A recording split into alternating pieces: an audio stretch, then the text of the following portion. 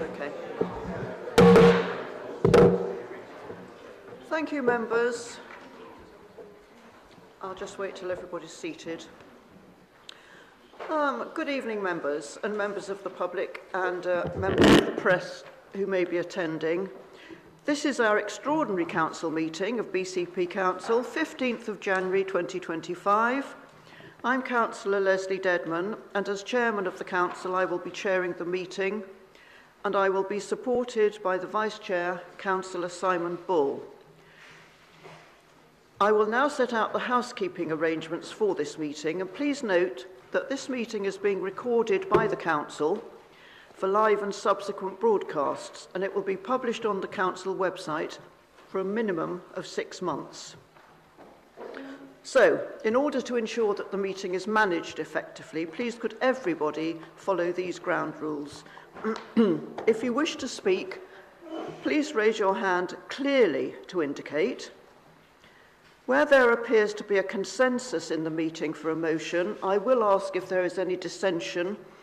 Where a formal vote is required, this is going to be by a show of hands, unless a recorded vote is requested. And that requires support from a quarter of the members, as we know, present at this meeting. Also, please could members indicate to me if they are leaving the meeting, and we will have comfort breaks according to the Constitution, as appropriate. It would be helpful if you can avoid leaving the meeting during the debate. And points of order raised should state the applicable constitutional provision.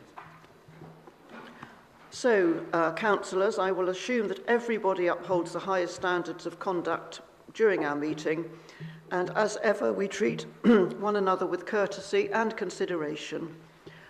And as a reminder, this is a meeting being held in public, but it is not a public meeting. Public are in attendance to observe proceedings from the gallery and observe the debate, but I must request that you remain silent throughout all items. Right, so we go straight into agenda item 1, which is apologies. Chief Executive, can you read out the apologies for this meeting, please?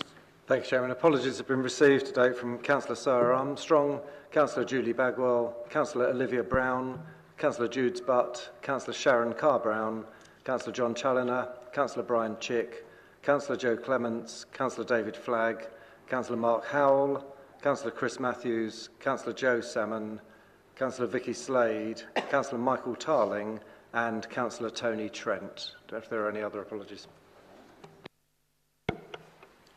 So that is quite a long list. Thank you, Chief Executive. Agenda item 2, declarations of interest. Can you report, Chief Exec, on any declarations received? Thanks, Chairman. There have been no declarations declared, but if any member does feel that they have a declaration of interest to declare, could they please refer to the flow chart that's set out in the agenda for guidance? Thank you. Right, so we move on in this extraordinary meeting to agenda item 3, which is the topic of devolution. Members, I'm going to deal with the recommendations separately, so we're going to open the debate on recommendation 1 first, and then move on to recommendation 2. And Councillor Earl, Leader, I understand you wish to open the debate on recommendation 1. Thank you. Thank you, Chairman, and thank you to members, officers and the public who have made the time to facilitate and attend this extraordinary council meeting to listen and be part of this important debate on devolution.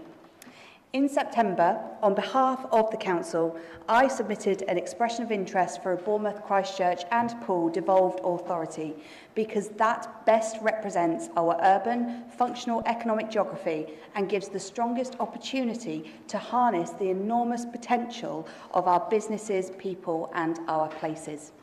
It was a strong vision supported by the corporate strategy and by our MPs and demonstrated that we are 3 towns that together rival cities across the UK. With our 3 universities, an FE college, an airport, amazing seafronts, an active port in Poole, a Premier League football club, multiple SSSIs, a conference centre and 6 national portfolio organisations, and over 15,000 businesses that contribute 12.35 billion in GVA, we have a lot to be proud of. We explained how we could help the government deliver their aims for growth and productivity, despite our population being under 500,000, as we are a very clearly defined functional economic area that punches well above its weight. On the 16th of December, the government published its long-awaited English devolution white paper, which sets out the government's vision for devolution via strategic authorities of a 1.5 million population and the creation of unitary authorities of 500,000, which is, of course, bigger than us. I truly believe that had the government communicated the population requirement sooner, the conversation would have been framed differently from the start and our options would have been different. However, as our neighbours in the heart of Wessex and Hampshire and Solent have expressed their preference to government to join the priority programme, we also have to make a choice. Devolution is absolutely central to the government's ambition for economic growth, strategic decision-making and accountability.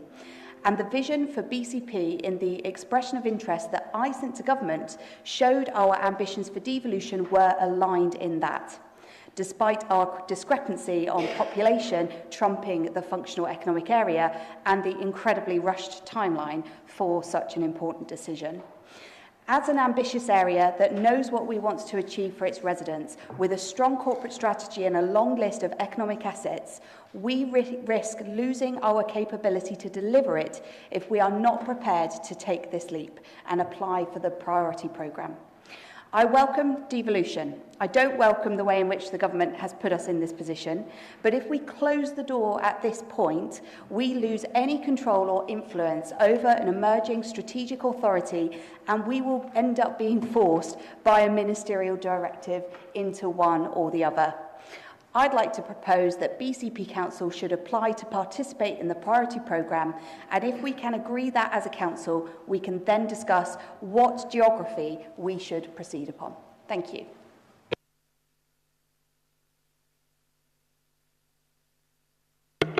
So, Leader, that was a recommendation to accept item 1, was it? Do you have a seconder for that? Yes, Chair. I'll second that, Madam Chair. Do you wish to speak now, Councillor Martin, or are you reserving your right? I'll speak now, if I may. Thank you. Thank you. I just want to wholeheartedly agree with everything the leader has said in her proposal. This is an incredibly divisive issue. It's divisive with my own colleagues here, and I'm sure everybody's got different views across the chamber. I'm not quite sure how divisive it is in the community, because I'm not necessarily sure how many people in the community understand what devolution is all about. That being said, decisions are made by those who turn up, and we need to turn up to this. So I am very happy to support the move to join the DPP, the Devolution Priority Programme. There may be a great deal of collective wisdom in this chamber. I'm sure there is. I mean, I know there is. Not everybody might agree outside of this chamber, but I wonder, do we have a monopoly on wisdom? And I say that because if you look at Tory-controlled Hampshire, Tory-controlled Wiltshire, Liberal Democrat-controlled or led Portsmouth, Labour-led Southampton, Liberal Democrat-led Somerset and Dorset, and who have I missed now? Oh, independent-led Isle of Wight. All of these local authorities neighbouring us or near to us, they have all put forward their own proposals already for DPP. Are they all wrong? Okay, we're in a different position. We are not in the centre of any of that, but it's instructive to talk to other council leaders, as I did, had a long conversation with the leader of Hampshire County Council the other day about why they want to do it, what they think the benefits are. So I just point out that, I don't think we want to be an outlier. We need to be bold, we need to be ambitious, we need to be in at the start, as the leader has said. Otherwise, we lose our influence. we lose the ability to shape what this might become. And obviously there are all sorts of questions about exactly what devolution will look like. Will there be any money? There's clearly plenty of money going into places like Greater Manchester, Merseyside, Tees Valley, places like that. So I think we need to be at least a little bit optimistic and go for this. So I'm very happy to support this, and I hope we can come to a consensus and then move on to discussing in part 2 where we want to go with this. Thank you. Thank you, Councillor. Now I'm going to open it up to the floor, members. Do I have speakers on recommendation 1? Councillor Hadley.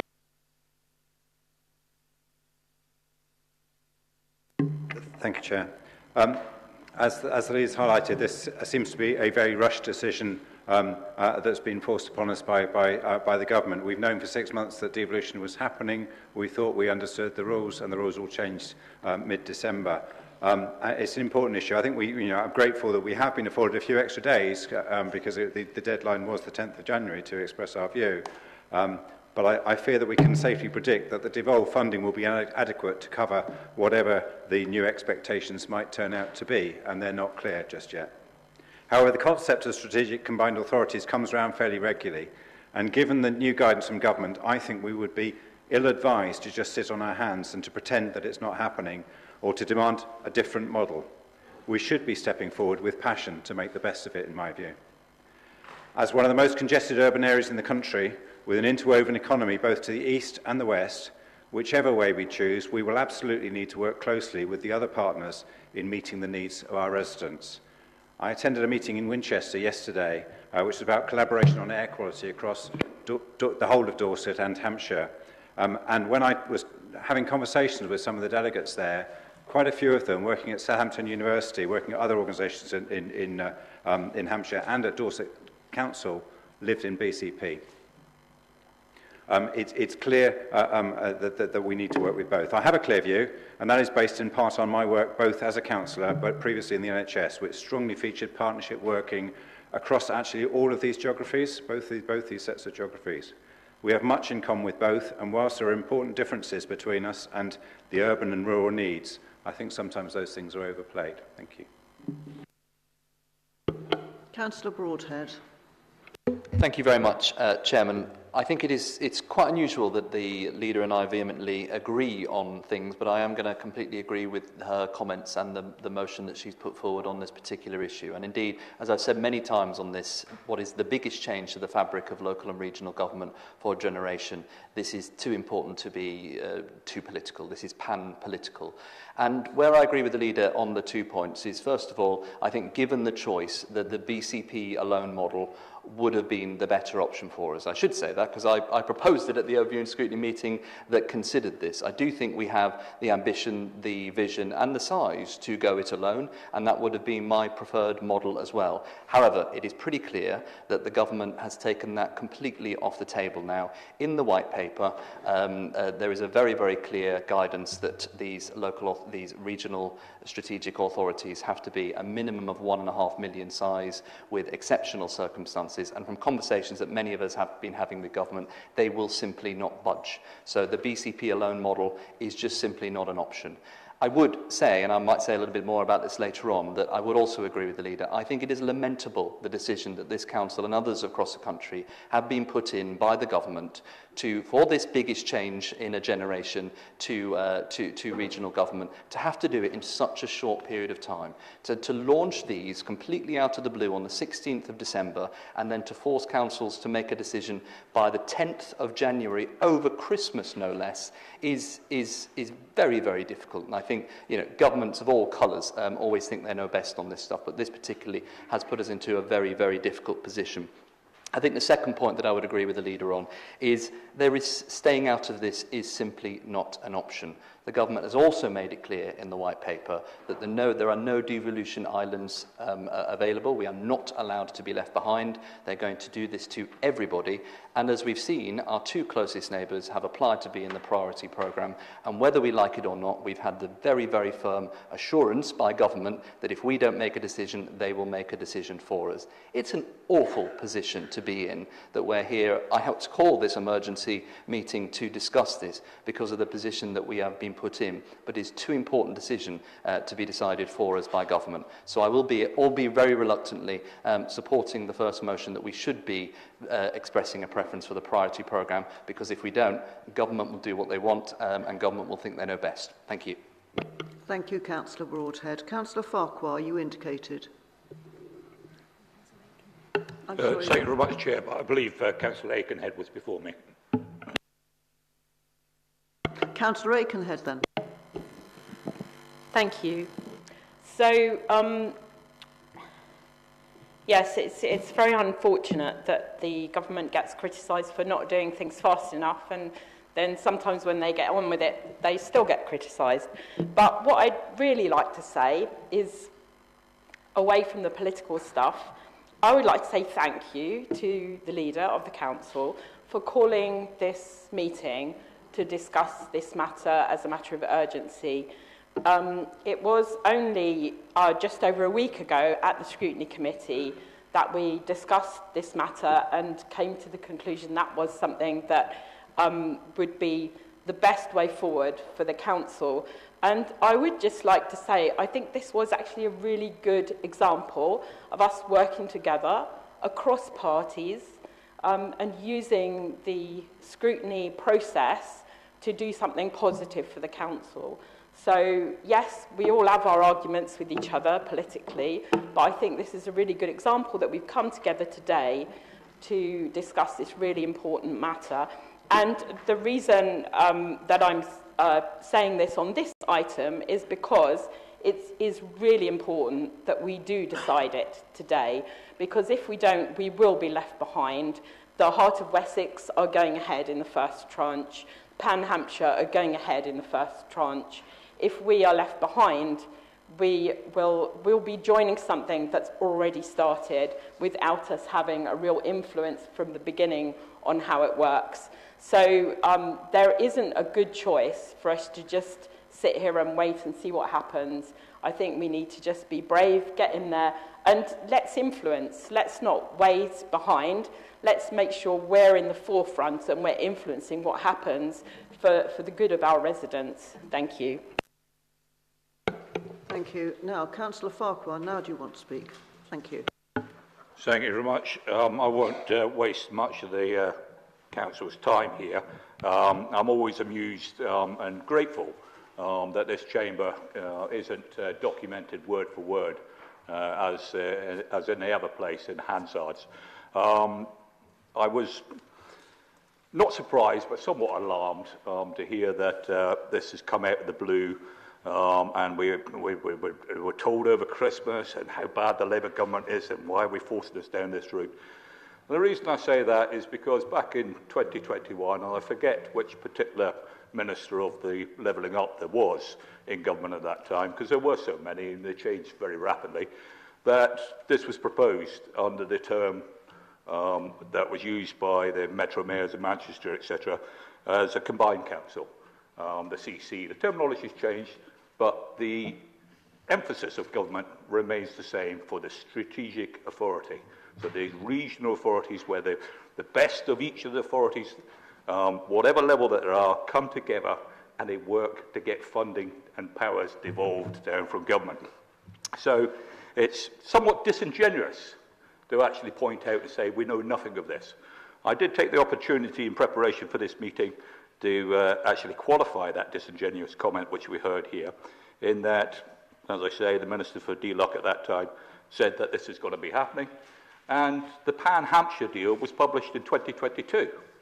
And I would recommend everybody here have a little read at it, because it would certainly colour your debate later on, having read that, because this work was done 2022, 2024, so yeah, 3 years ago. So I just wanted to point that out, that I'm glad that we don't have Hansards in this particular chamber, and we can actually get on with the business without any cheeky little political point scoring. Thank you. Thank you, Councillor Farquhar. Did I understand you to say you're glad that we are not documented word for word? I am, because I think our standards... I would, Chair. Can I just interrupt? We are, of course, because we're being broadcast. So all your words... Oh, yes, of course. Yeah. What I meant is that we are... Sorry, Chair, yeah. just as a point of clarification, I don't know what particular point of order that is that we are not transcribed word for word. No. And I think we should all be grateful for that, particularly certain members here. But even better, we can be seen on the small screen. Thank you. I think now, Councillor Rigby, you're next. Thank you, Chair. Maybe I'll be glad I'm not transcribed when I'm saying I'm also going to agree with Councillor Broadhead and Councillor Earle as well. And I think it's not often I stand up and say that. And it is for the reason that I would have agreed that BCP would have been the right way to go this, and we've had that option taken away from us in the white paper which has come out. And we're left with what is effectively Hobson's choice here, where we've got no choice. We're not making a decision here about whether or not we go forward and enter the priority scheme or not. We're choosing whether we're going to have the decision of where we get put made by government or in this chamber, and that's it. So there's not really a conversation of whether or not we should be putting ourselves forward or not. We have to. And I'm a strong believer in devolution, and I believe devolution should come from the ground upwards, not come from government pointing down saying you can have this, you can have that, and those choices being put upon us. We're elected to be here to make decisions, and today we've not got a decision in this first part to make. We have to make one single choice. We have an illusion of what we can do. The second half, we have a choice, and it's one of two ways that we have to go, and it's disappointing that we are here, and it's been put upon us so quickly. And either route which we take, we've already said that both the Heart of Wessex and the Pan Hampshire are already being formed, and they've been being spoken about for months, if not years, and we're going to be an awkward +1 coming along at the end to either one, and not being the big, strong voice which BCP is. We are a strong area, and we do bat well above our weight, and it's just disappointing that we're going to have to make a choice to be a small part of something bigger, something which has already progressed already. So I will be voting for this motion, but reluctantly. Thank you. Councillor Cox, I believe you want to speak. Thank you. Thank you, Madam Chair. First of all, I want to start by congratulating the leader because she's done an absolutely sterling job at getting government to listen to us and to allow us to have this debate tonight. Because if it wasn't for her gentle persuasion and persistence, then we would be out of the race. Now, I do have an awful lot of respect for those people who believe, and I do have a lot of respect for those who are optimistic and are confident about this. But I'm afraid you may have to call me a grumpy old cynic, because I disagree. I disagree with this motion of going into the first wave. Have you noticed, for instance, that the government seemed to be in trouble? And suddenly they waved this big shiny thing out and said, oh, you know, go look at this. This is going to cause an awful lot of trouble. Now, I appreciate it's in the Labour Party manifesto. It was in our manifesto. It's probably in the Green manifesto. We all believe in devolution. But, you know, this is not devolution as far as I'm concerned. There is no consultation, little or no consultation. There is no detail given, and there is no common sense as far as I'm concerned. Devolution is great when the people are consulted and committed to it, where the democracy is respected, and where the real power and money are provided to the at a local level. As far as I'm concerned, this deal stinks. It stinks of desperation, it stinks of a power grab, and it stinks of incompetence. So there are no advantages, in my opinion, of being in this first wave. There is just a massive distraction from what we're doing at BCP at the moment. We are making really good progress in BCP, and this is going to take us right off in a different direction. I don't, for instance, believe that there will be any extra money. I think this is just, again, shining a pocket in front of us and wanting us to grab it. I don't believe there will be any loss of control or interest when it comes to the inevitable, which I completely appreciate. The inevitable will be forced into one or the other, probably Wessex. Actually, I think this will be just what's the word? A Beano fest for those consultants who come along and want to spend our money, our taxpayers' money, on this project. So I'm afraid I'm probably in the minority, but I have to say that I cannot support this measure, and I wish that the BCP Council would stay strong and say no. Thank you.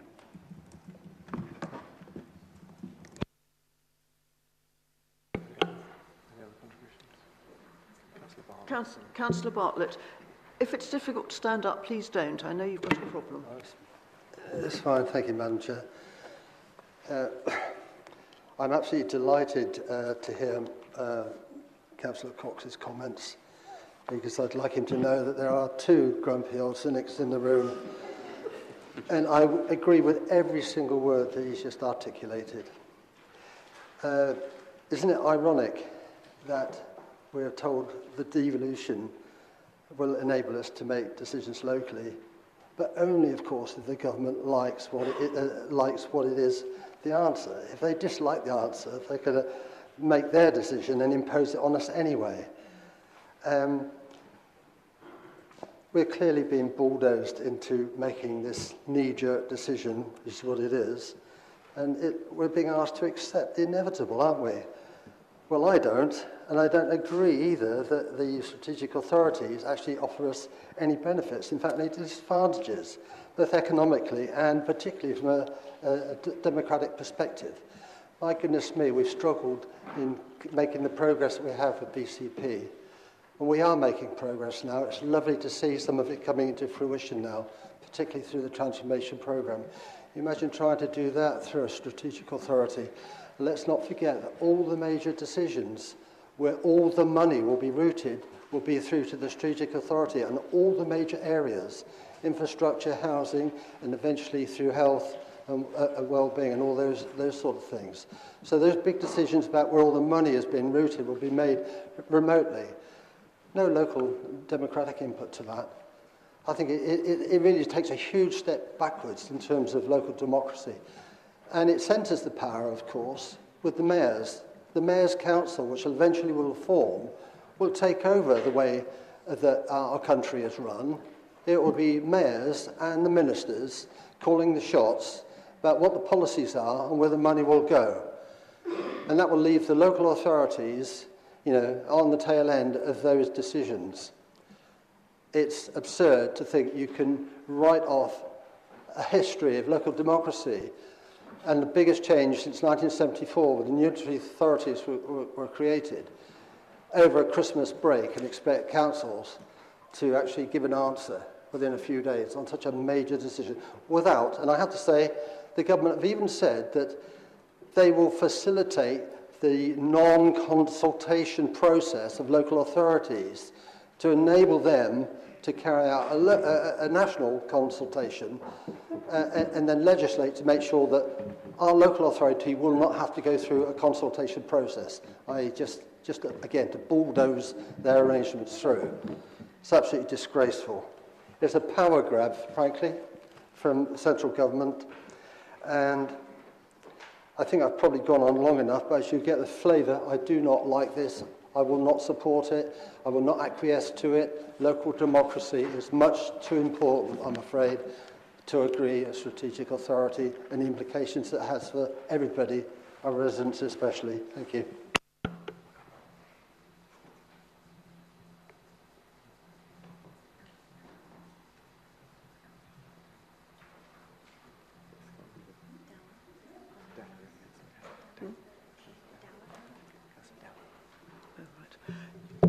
Sorry, members. Do we have any more speakers? Oh, well, Councillor Phipps, and then you. Thank you, Councillor Phipps. Yes, Councillor Phipps, please. Thank you very much.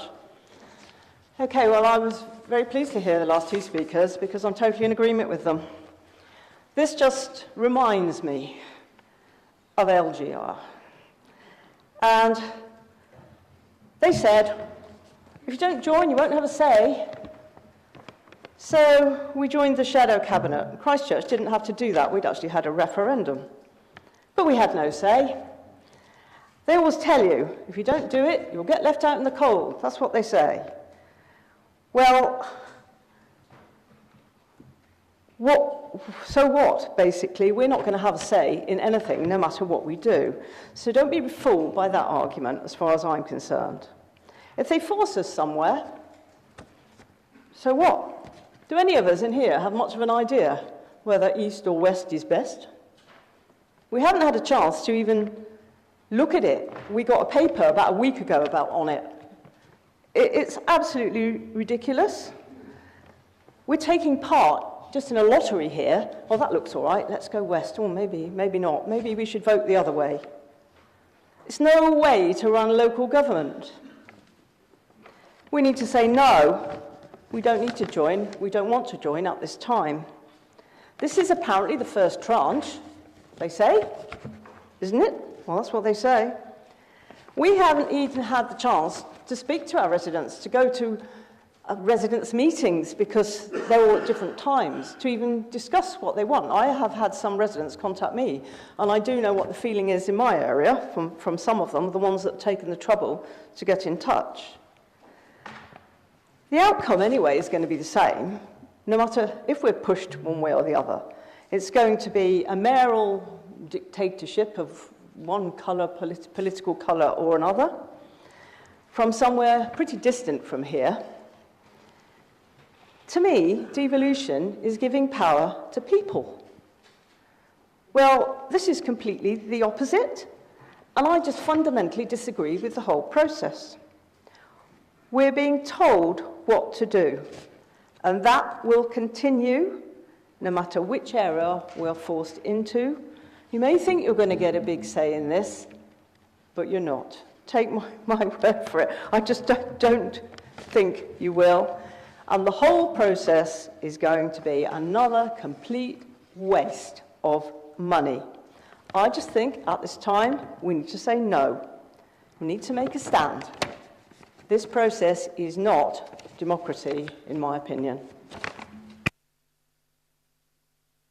Thank you, Councillor Phipps. I've got 3 more speakers, and then I think we've 4 more speakers, and then I think we can go to the vote. So, Councillor Cooper, you're next. Okay, I wasn't going to speak on this, but there's a few things that have been said that have kind of riled me inside a little, so just forgive me if I sound a little bit combative. I don't mean to be. I've just written the word cognitive dissonance down, and I think people's memories are very short. We've had people here talk about democracy, local democracy, active engagement and all this kind of thing. Yet we all buy into the illusion of democracy of councillors. When we put ourselves forward, we invite our local neighbourhoods to go into the ballot box and choose between 3 different forms of capitalism. That's what we do. The different political parties run it in a different way. And we can kid ourselves somehow, that, you know, that's kind of different. Nobody consulted the British people when the Conservative government under Margaret Thatcher sold off all the utilities, privatised our schools, all that kind of stuff. Nobody consulted with the British people. And it seems to be that we have very short memories. Nobody said, shall we, you know, can we have your permission to sell British Rail? Oh yes, go on. Can we have your permission to privatise all our schools? Yes, go on. Can we have your permission as the people to privatise adult social care? Can we have your permission as people to close all our youth centres? Did any politician do that? Did we do that? No. This has been a long time coming. Theresa May's government put it forward as well, picked up by Boris Johnson. No consultation in the papers that they produced. It's in the Labour Party's manifesto, whether you like Labour or not. This is the elephant that is right down the hill and is looking in through the window. We're going to go for it. I agree with what Millie's put forward. I just think we need to remind ourselves of what we are forgetting, particularly when Conservatives amongst us talk about choice and involving people in decision-making processes, because not once were the British people asked to sell off the utilities of this country that were built by the blood, sweat and tears of people. I'll finish on that. Councillor Adams. Sorry, I just wanted to, thank you, Chair. I just wanted to add my voice to say I agree with, I think he described himself as an old cynic. Maybe I'm a bit less old, but just as cynical. No offence, but it's the false dilemma it's the false dilemma fallacy, isn't it? You can do either or, but they're not the only two options. I think it's ridiculous. And they say, yeah, there's going to be buckets of cash. It's going to be absolutely wonderful. If you actually believe that, I've got a friend who's a Nigerian prince. He just needs a few quid, and we'll be fine. I mean, it's also. The way I see it is just forcing us into a position to look like you're doing something to solve the problems that we actually have, rather than solving them. We've got the SEND crisis, adult social care, all that stuff, and to solve that we're going to create a new tier of authorities above and a new tier below, and you're going to have 8 different councillors who you go to, whether it's your park bench, your thing. I just think it's a real mess, so I actually agree with you lot, so that's it. Thank you, Councillor Adams. Councillor Filer. Thank you, Chair. Well, I'm a bit grumpy. I'm very old. I'm not a man, and nor my Councillor Phipps, but I have to disagree with them entirely. A bit grumpy, a bit old, but if we don't take charge of our destiny tonight, somebody else will. Lots of people in this room have made it quite clear that they hate it. They don't like it. They don't like the process. They don't like the rush. None of us do. But somebody's got to make that decision, or it will be imposed on us. And when it's imposed on us, we'll hate it even more. At least there's some semblance of democracy in this room tonight, where we will be making a decision. I'm 100% behind the motion, and I congratulate Councillor Earl for putting it in such clear terms. Thank you, Councillor Filer. Now, last speaker, Councillor Connolly. Thank you. Thank you. Yes, I just wanted to say briefly that I feel like there's a lot of negativity about this, and obviously I wouldn't expect you all to be supportive of the Labour government, but a few things I just wanted to point out. So firstly, just because power isn't devolved to us as a body personally doesn't mean that it isn't a better way of representing our residents and devolving. We all know our local government is a mess of different types of authority, and we as BCP alone are just not sizable enough to be as powerful a voice for our residents as other authorities around the country. So the idea is to have a voice at a regional level that is as strong a voice as others across the country. And so it's not a new thing. This has been well recognised. It continues the work of different previous governments. As Councillor Farquhar says, the ideas have been floating around for a while. It was in a number of our manifestos.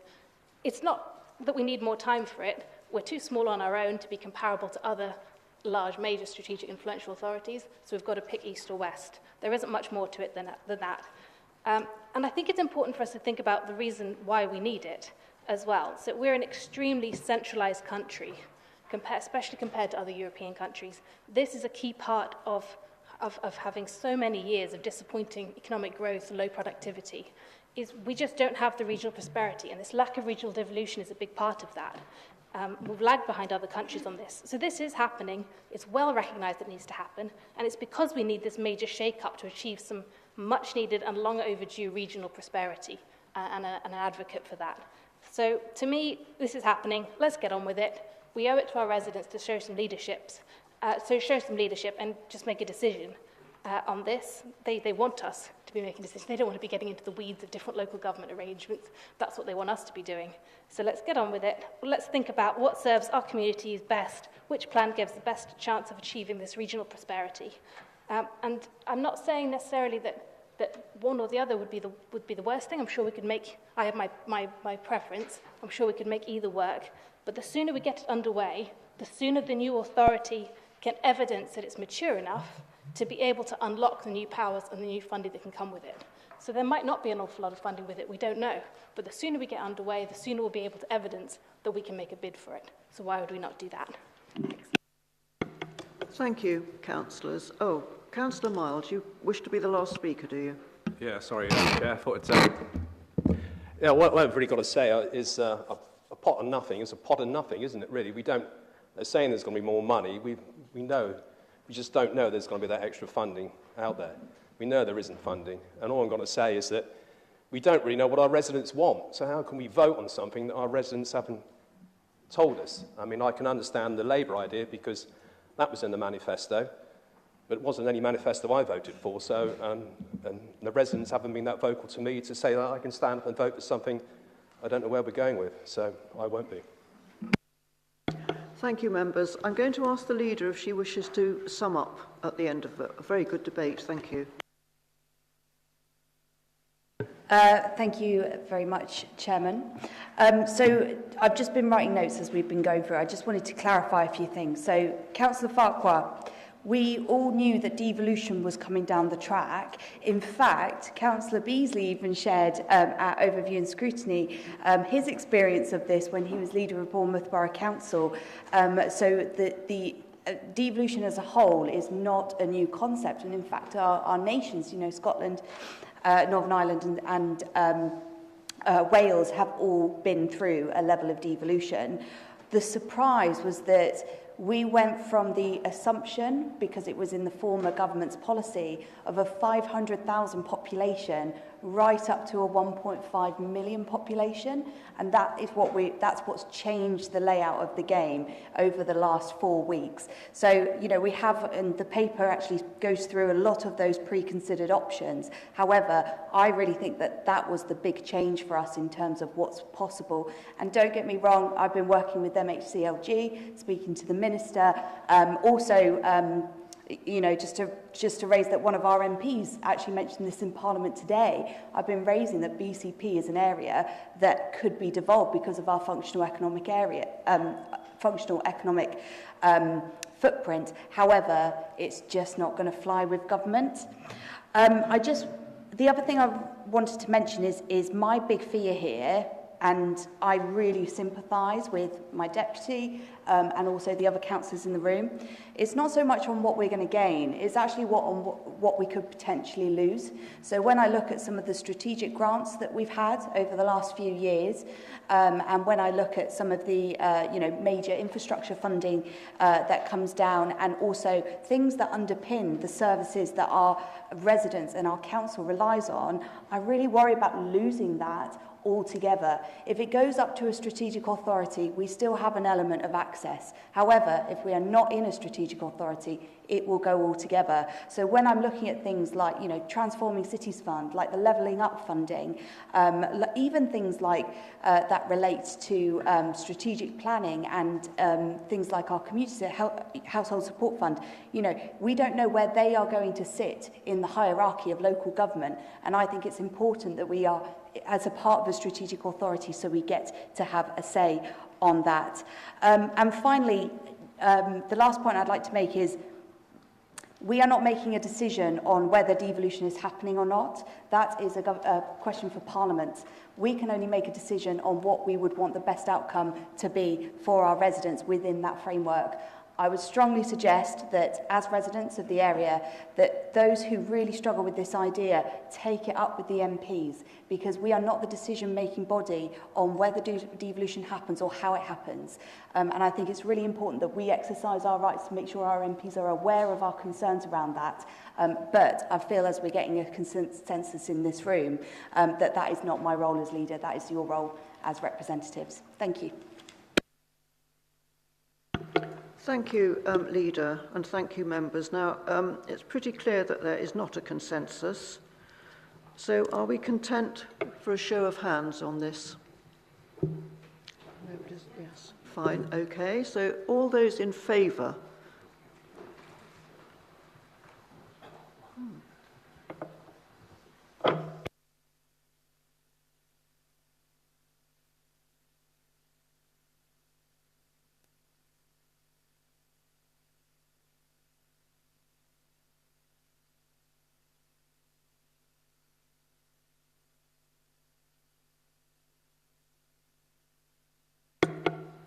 Checked.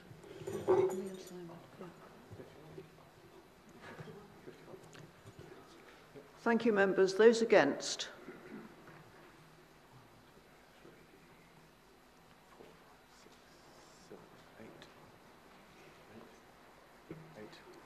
Thank you. And abstentions?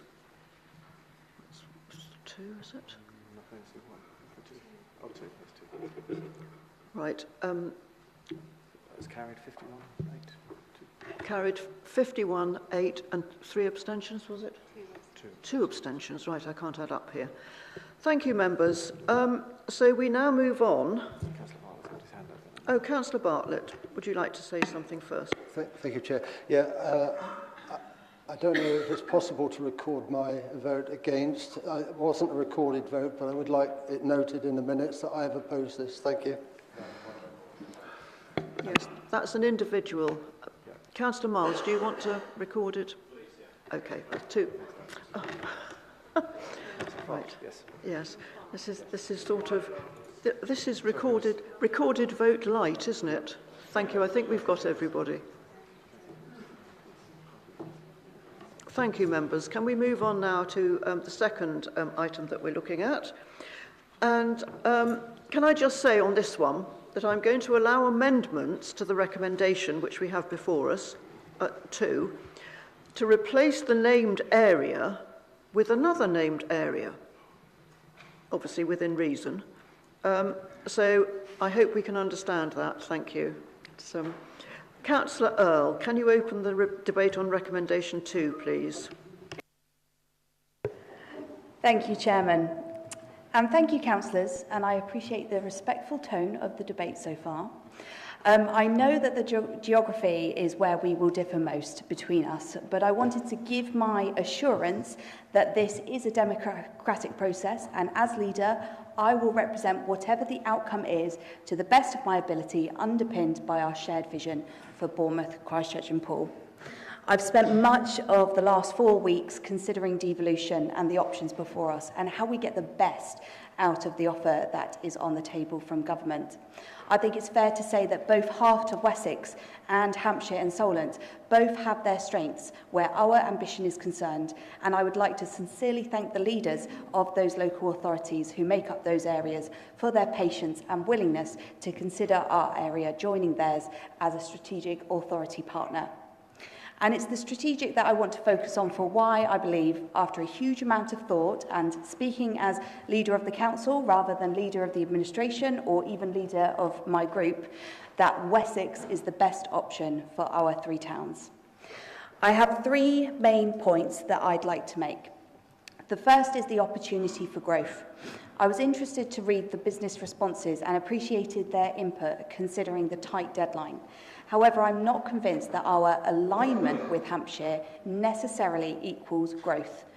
When I look to the west, I see a whole range of strategic infrastructure that is just waiting to get built, whilst respecting the identities of our communities. If you've ever travelled to Bristol and to Exeter, you'll know exactly what I mean. The single carriageways, the lack of a train line, the vast amount of space. By improving our links to the west, we open up a whole new world of economic opportunity that we haven't had access to before. The second is our geography and our shared services we all value, including our police force, the fire service, our health services. To sever ourselves from that existing infrastructure and our networks, we run the risk of having to rebuild vital services, a task which is all the more difficult to the east, whilst Hampshire and Solent face local government reorganisation, which will be hard for those communities, as we have found ourselves. And by joining with unitaries, we can get on with the strategic and really focus on delivering for our residents. The final one is our identity, and I understand that we have differences around this chamber, both in terms of how important identity is to this decision, but also in where our identity actually fits. Maybe it's because I'm born in Poole, Dorset, and I consider Poole an important part of Dorset, like many of our residents, and since 1974, also Bournemouth and Christchurch as an important part of the county. We have demonstrated as a council and as an administration that we can work on a strategic level whilst representing the identity of our areas, and I think that is going to be essential for either of the devolution options before us. However, we would be a significant part of the Heart of Wessex and a strong identity amongst our colleagues across the other areas, and the place which is ripe for growth and where we can drive forward growth. basically what I'm saying is that Leader, where we are... Leader, you're going way over, but I am going to, at my discretion, obviously, let you carry on because it's so important, so thank you. Sorry, I was deliberately not looking at it because it makes me very nervous. I'll just clarify that last point. So as the main economic and urban area in Heart of Wessex, we will be a real driving place for growth for that strategic authority. And I actually think being that louder voice at the table as somewhere which has a real ambition, our voice will be much louder in that context rather than in Hampshire. So I'm looking forward to hear the debate, and like I say, I genuinely feel this is a very impossible choice, and I'm more than willing to listen from other people who feel differently, and I hope that we can come to a democratic decision in the end, and just want to thank everyone for taking part and listening. Thank you. Right, thank you, Leader. Now, this is Heart of Wessex that we're talking about. Do you have a seconder for that? Councillor Hadley, and do you wish to speak? Yes, I will. Thank you, Chair. Councillor Earle mentioned 3 reasons why she thought the Heart of Wessex would be sensible. And as I said earlier, I have worked in the NHS across pretty much all of this geography, certainly strongly with Somerset and with Hampshire. I think there's 5 reasons. One is transport. Our strategic transport links to the east by rail and by road are pretty good. Strategic investment in transportation is far more needed with our partners to the west and north. If we're not part of the Heart of Wessex discussions on transport, then our priorities, I don't think, will feature so strongly within their discussions. Scale and influence is my second reason. I'm concerned about being a small fish in a big pond. If we partner with Hampshire, they already have a continental ferry port and a deep water port. They have the Southampton Airport and universities in Southampton and Portsmouth. They have a strong motorway and railway links. With the Heart of Wessex, we uniquely hold many of those features. Portland is the deep water port, but we have the ro-ro ferries to France and the Channel Islands, the only commercial airport, and our universities. My third thought was around reorganisation. We're 5 years beyond the trauma of local government reform and still going at it. To merge our councils. Wiltshire, Dorset and Somerset are all in very similar situations, having been through the unitary authority changes. The Hampshire partners have this to face. So I think they will soak up their capacity and ambition to work on strategic aims and future priorities whilst their staff are juggling to retain their jobs. The fourth aspect for me is ambition. Hampshire does have a strong ambition. I was at the meeting yesterday, they were saying, we are the gateway to the rest of the world. When I looked that up online, it's been the ambition for Southampton for decades. However, this really describes Southampton. And in the same meeting, there was an ambition expressed for Hampshire to be a leader in sustainable tourism, which is great, but not unique and something I think we share. I think we can probably have far more impact in helping set the ambition for the Wessex area. And the fifth one is partnerships. We are administratively part of the South West. Over my working lifetime, the boundaries have shifted without end. And whilst the White Paper considers co-locating geographies for fire, police and health partners and bringing them under control of the regional mayor, which is potentially a good thing, these all have different borders. The only one of those that crosses the Hampshire area is the historic health affiliation, which in the terms of this debate is somewhat confusingly known as Wessex, around medical training, research and specialist services. To unpick these many public sector arrangements and partnerships and rebuild them with Hampshire, I think would be a nightmare taking quite a long time. I think it's in the best interest of our residents if we recognise that the government are forcing the pace on this and we go that way. We cannot erect signs, as in Vengeance Most Foul Lamination, on the Yorkshire-Lancaster border saying, keep out, no, you keep out. We rather need to hold the hand of friendship and collaboration with partnerships across whatever borders emerge from this process. Thank you. Thank you, Councillor Hadley. Councillor Waters. I wanted to jump in relatively early to this debate to ask that we don't waste any time tonight discussing options outside of Wessex and Hampshire. They're not possible now that our neighbours have declared their interests. Some of us may have preferred Central South, some of us may have preferred Pan Dorset, a whole West Country, or BCP Plus, but they just can't happen now, so let's not waste our time discussing them. Transportation will fall under the new mayor. Transportation links in the east are great. They're terrible west. There is no train for west of Weymouth without having to go north or east first.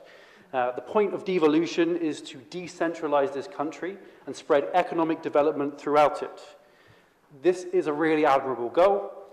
Pointing ourselves squarely at London through a Hampshire option is not decentralisation, it is a betrayal of the process. Many of our services are already stretched across Wessex, so rearranging them will lead to a more intense transformation project that will cost the taxpayer far more money. Choosing Wessex will leave more left over for some of the great things that the White Paper suggests, if they do actually happen. Tourism is a major industry across the whole of Wessex, whereas I don't think anyone has been on holiday to Southampton or Portsmouth since the Victorian era. Keep Dorset whole. The vast majority of our residents were born in the county of Dorset. I know that Bournemouth and Christchurch are relatively new additions, but it has been 50 years. Let's not steal our residents' identities. The mayor should also be based here because we would be the largest population centre, and we should argue for that and gain the development and the money that comes with the mayor being based in this area. Thank you.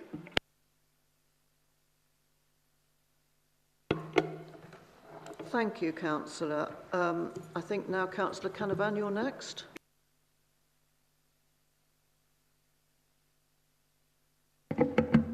Thank you, Chair. I wanted to speak now really in response to Councillor Waters' intervention because I wondered if he was trying to bulldoze us, to use a phrase that was mentioned earlier on, into supporting the Wessex deal.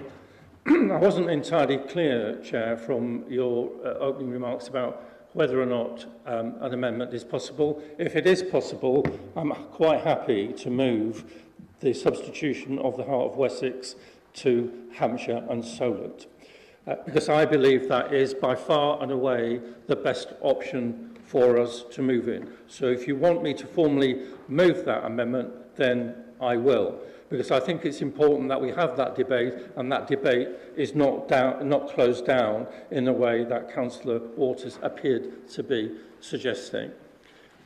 I just want to make it clear while I'm on my feet, Chair, that I'm not disappointed at all about having this debate. I'm not fazed at all by the speed at which some people seem to have been fazed. This has been a long time coming. And to say that it was a surprise when the white paper was published, frankly, baffles me. When we had the meeting in September, when the leader made then the submission about going alone on a BCP-only deal, I made the point then that it was completely predicated on the fact that the numbers were going to be determined by the government. And yes, they were. So it should not have come to any surprise to anyone about the 1.5 million. And even at that meeting, Chair, we talked about option B. I remember that discussion quite vividly. I remember Councillor Broadhead suggesting the BCP-only deal. And that's not a criticism of that option, but that option is clearly now not on the table. So we have a choice between going east or going west. And I see absolutely nothing in common between what the urban area that is BCP, especially the urban area that I represent in Boscombe, and the rural area of Dorset. Nothing in common at all. And Councillor Hadley quite correctly pointed to the joint services, but I've spent a year now on the police and crime panel, and I can tell you there's nothing more disturbing to me than the realisation about how much emphasis, how much focus is on the rural bit of the county and not on the urban areas of BCP. That is a real worry to me. I don't care how big a fish we are or how big the pond is. Our job is to influence outcomes. Our job is to make a decision on behalf of residents. And it is an easy option, it seems to me, to choose the Heart of Wessex, because administratively it's easy, but it's not the right option. It's not the right option in terms of our future economic growth, because our future economic growth will be driven by Hampshire, and this is an opportunity for us to be part and parcel of it. Thank you. So, Councillor Canavan, are you moving that we now amend the motion to discuss Hants and Solent? Did you hear that? Oh, okay. Sorry, Councillor Canavan, are you going to move the amendment to our original recommendation that you now wish to discuss Hants and Solent as the option? Yes, if you're asking for amendments, then now I'm moving that amendment, so yes. Do you have a seconder for that? Thank you. So, members, we will now move to debate the other option, as it seems to me the other option, which is to move to Hants and Solent. So I'm sorry, I've totally forgotten instantly who's seconding, but would... That's right. Yes. Would you like to speak, Councillor Aikenhead? Sorry. I'll reserve my right to speak till later, if that's okay. Right, members, so debate on that. Councillor Filer, you're going to talk on this amendment now. Right, thank you, Councillor Filer. Thank you, Chair. I can't say how passionately I believe in what Councillor Canavan's just said. I was born in Bournemouth, Hampshire. All the Christchurch people here were born and brought up in Christchurch, Hampshire. We were there was a similar thing like this 50 years ago when we were moved. We went into Dorset, we went into the west of England. We didn't actually move, we've always been here. But when we were in Dorset, it was absolutely, we were the smallest little flea bite on the corner of Dorset that could ever be. We were completely disregarded. It was the most difficult situation until we became, later on, we became our own authority again. We've got to be ambitious. We're not dealing, the few grumpy old and not so old people who are in this room tonight have got to look to the future of the next generation, and those of you who've got children looking to the future. Is your future honestly in the northern reaches of Wiltshire, in Trowbridge, or in Taunton? What communities of interest does that have with this community? How can that possibly... Yeah, there's a possibility that because we'll be the biggest conurbation, we will command the biggest amount of money. There's also a possibility that that will not happen. There's a strong possibility. We've got to look to our own future, which will lie along the Solent, where Portsmouth, Southampton, all of them, the furthest is Portsmouth, 1 hour away, easy connections. It's great for us to be supporting a huge, vast rural area with no other towns in it. We don't yet know whether Swindon to the north will be wanting to go with the heart of Wessex or not. We need to be ambitious for ourselves. We need to be ambitious for the future. Whether we're the small fish or the big fish, actually, that doesn't matter. Things will change. Things will change within 10 years.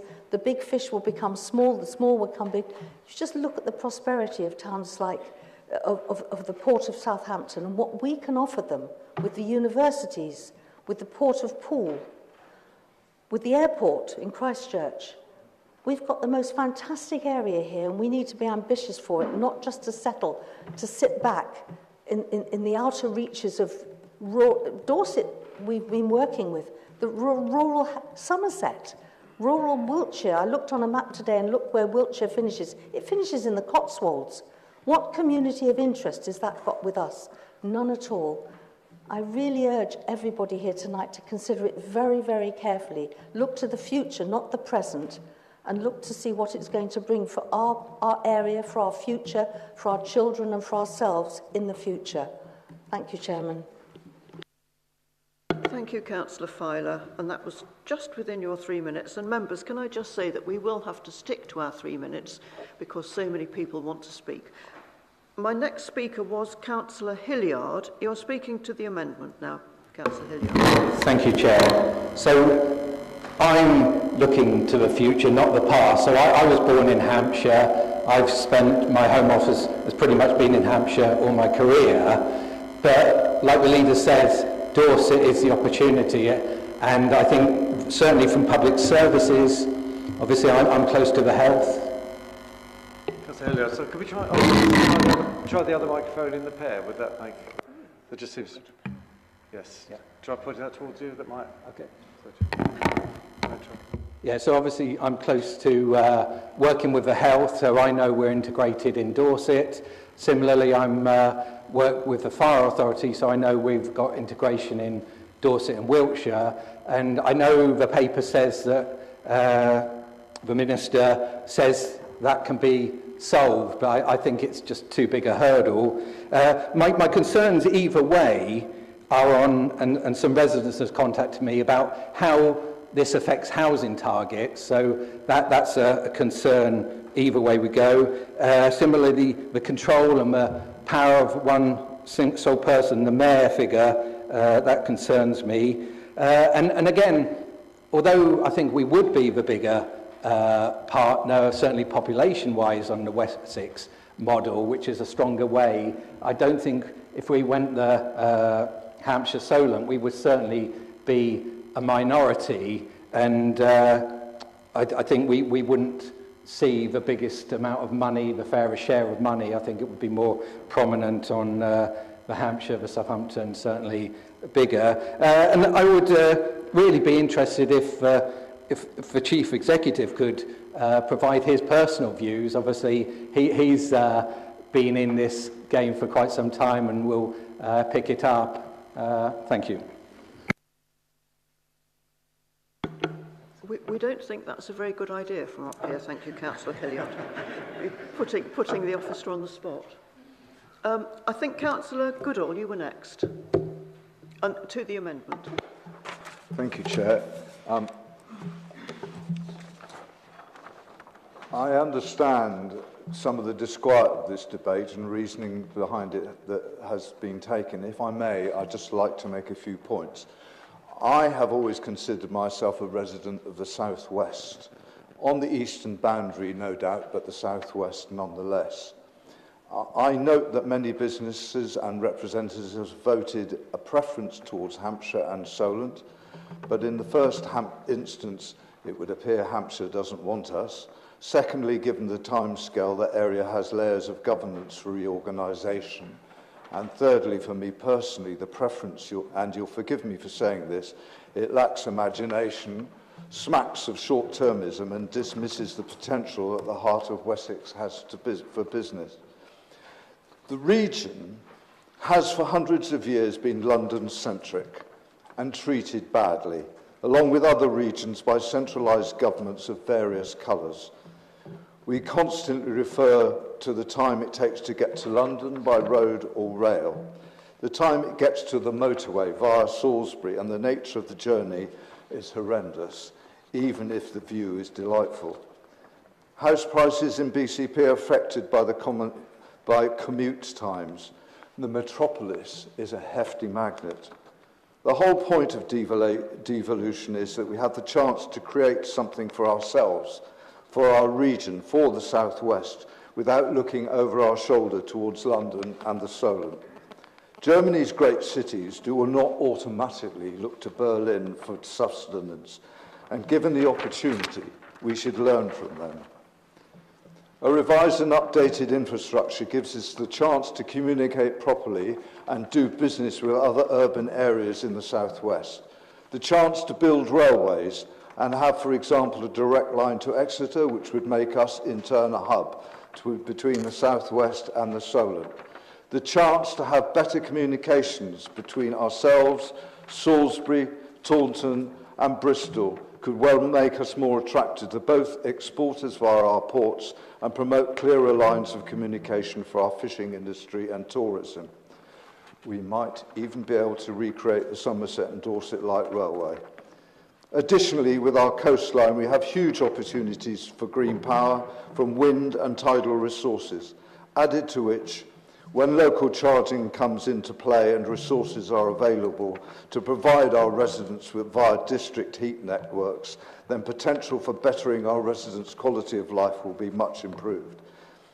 It also occurs to me that with the large amounts of land taken up by the military, this may be a very good place for battery storage and data communication centres. Thank you, Councillor. Thus, can you wind up now? Thus not disturbing too much of the existing beauty of the rest of our region for tourism. Thank you. Thank you. Councillor Slade. Thank you. Thank you, Chair. Tonight's Colleagues, we must decide which devolution path best serves Bournemouth, Christchurch and Poole. The decision is not about theoretical benefits, but real, tangible outcomes for our residents, businesses and the community. Having carefully considered both options, I believe the Hampshire Solent option is far superior to the Heart of Wessex, the proposal, and I'll explain why.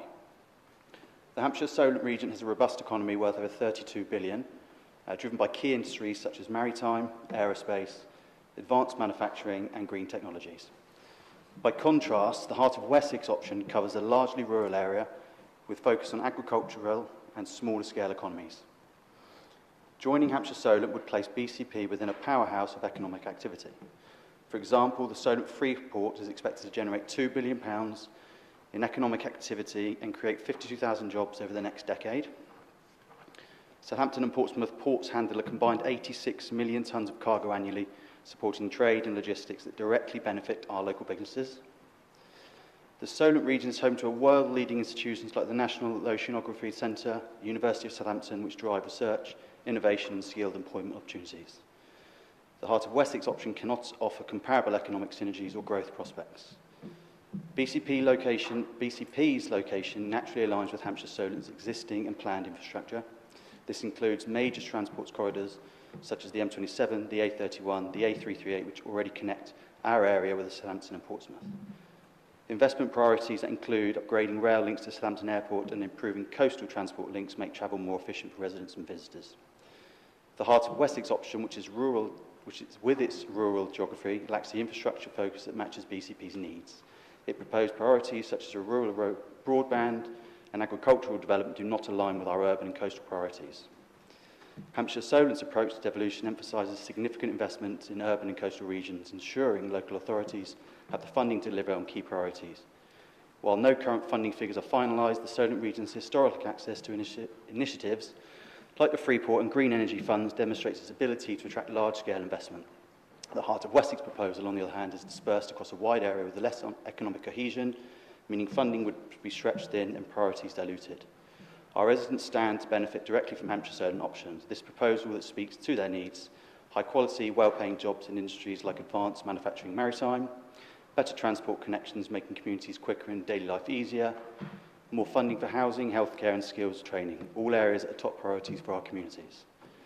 BCP is dynamic, urban, coastal region. The Hampshire Solent option reflects these strengths, connecting us with partners who share our vision for growth and innovation. The Heart of Wessex option, which is with its emphasis on rural priorities, would dilute our identity and fail to provide the strategic alignment which we need to succeed. Colleagues, the choice before us, I believe, is clear. Hampshire Solent offers BCP a partnership with a thriving £32 billion economy, synergies with existing infrastructure and investment priorities, real opportunities for our residents in jobs, transports and housing.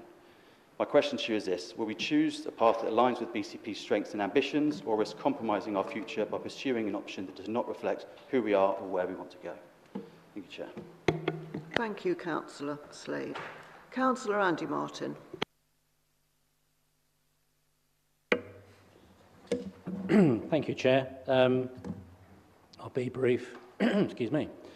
I couldn't agree more with Councillor Slade regarding the engine of growth and economic prosperity that lies to the east, and I agree with Councillor Canavan that is where our growth and our prosperity is going to come from, or could come from.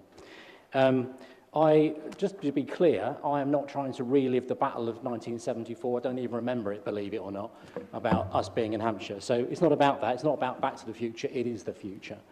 I'm not going to repeat the fact, but we don't have anything in common, particularly with the Heart of Wessex. It doesn't make any sense in my view. I might have misunderstood Councillor Goodall saying that Hampshire doesn't want us. I may have got that wrong, but if you did say that, I'd just draw the attention of members to the letter in your pack for this evening from Councillor Nick King, the leader of Hampshire Council, who some of you will know from this chamber, who has said he would very much welcome us being involved in that. You may have seen some of his public comments in the press about that as well. So that is clearly not the case. I was hesitant to use the word powerhouse, but Councillor Slade has used it. BCP, Southampton and Portsmouth could be a South Coast powerhouse. I genuinely believe that. I work in Southampton and I drive into Southampton every day and I see the gantries at the port and I see the airport and everything, the economy there. That is a vibrant place. Portsmouth is also very vibrant. You know, we mentioned, you've got the airports, we've got the ports, we have technology, we have the universities, we have so much in common, so much synergy, that to me, again, it's an absolutely no-brainer. We also have things that are different as well. We have financial services, we have banking, we have digital technology. And the other thing that we have in common with that area is culture. I worked on the Southampton City of Culture bid 3 years ago. So they have an amazing culture, and we have much more in common looking eastwards with culture and northwards into Hampshire than we do looking westwards. So I would very much support this. Yes, it's complex.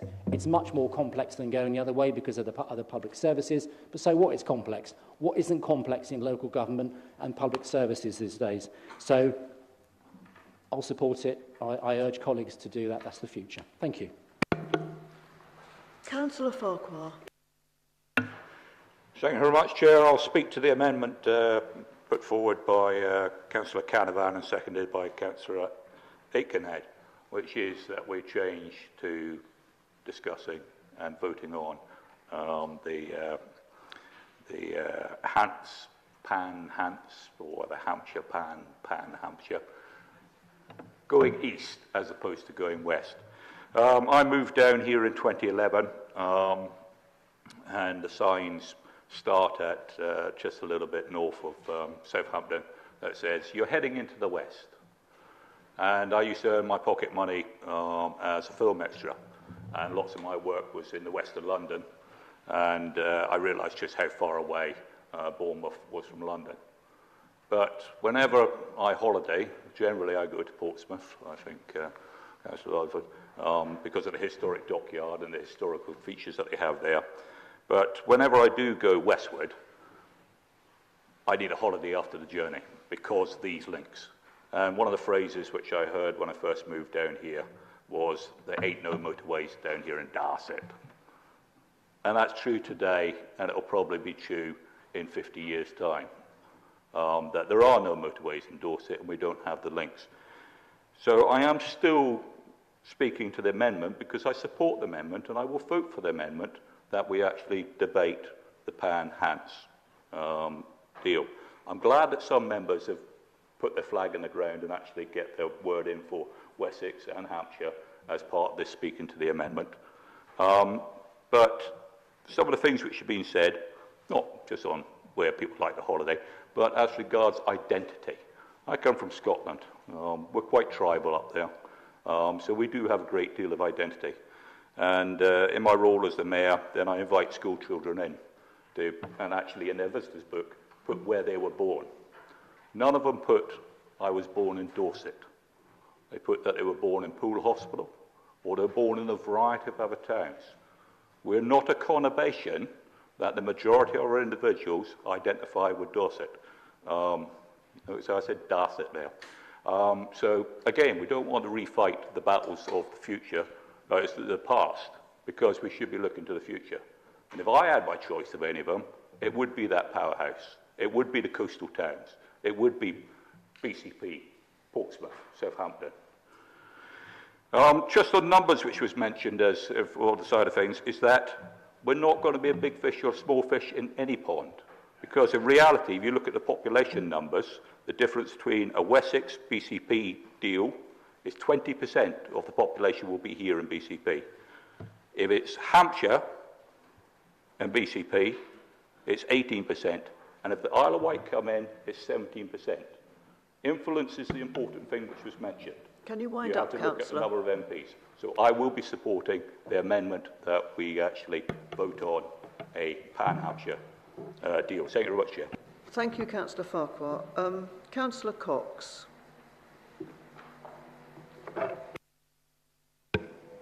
Thank you, Madam Chair.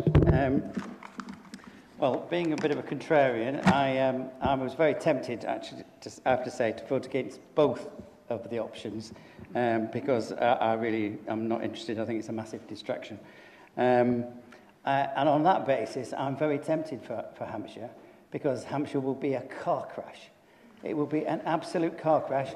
Everybody will be arguing for years on end, and nothing will happen. Now, that's very tempting, I'm afraid, for me. But I do try it sometimes, not to be an old grumpy cynic. And so this is my attempt to not be cynical. Unlike Councillor Broadhead, I was born in Lancashire. I know he was born in Yorkshire. But so I'm a Lancashire lad. I'm from Bolton in Lancashire. And I know how people feel about where they were born, because I was born in Bolton, Lancashire, not Bolton, Greater Manchester. I object violently to being put into Greater Manchester. So I do know how people in Bournemouth and Christchurch feel about this.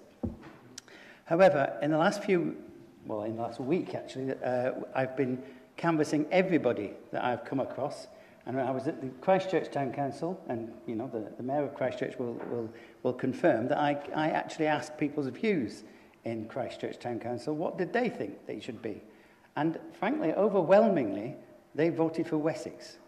They did not vote for Hampshire, which is actually where Christchurch historically has come from. So if you really prefer to be a bigger cog in a small pool, then you should vote for Hampshire. But I don't, I think, we should vote for Wessex, not Hampshire. If there was funding available, the Hampshire universities would win over the Bournemouth universities. So, and if there's any funding for airports, Southampton Airport would win over Bournemouth Airport. And let's not forget, and nobody's mentioned this so far, that there are two constituencies that cross the Dorset boundary. And so you're going to have two MPs at least who will have to deal with two strategic authorities, which I don't think is reasonable or fair. So if you really want to lead, and this is what people who want to do this thing want to do, you want to be in the lead. If you want to lead, you've got a far better chance of leading in Wessex than you do in Hampshire, where we will be a small cog. Thank you. Thank you, Councillor Cox. Councillor Connolly, please. Me again. Okay, it's been really interesting to listen.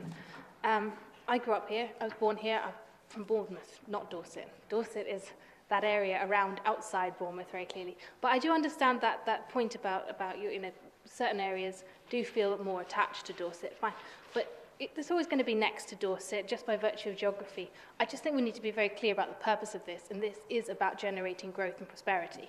So for me, I'm very clear that our regional prosperity is much better served by going with Hampshire.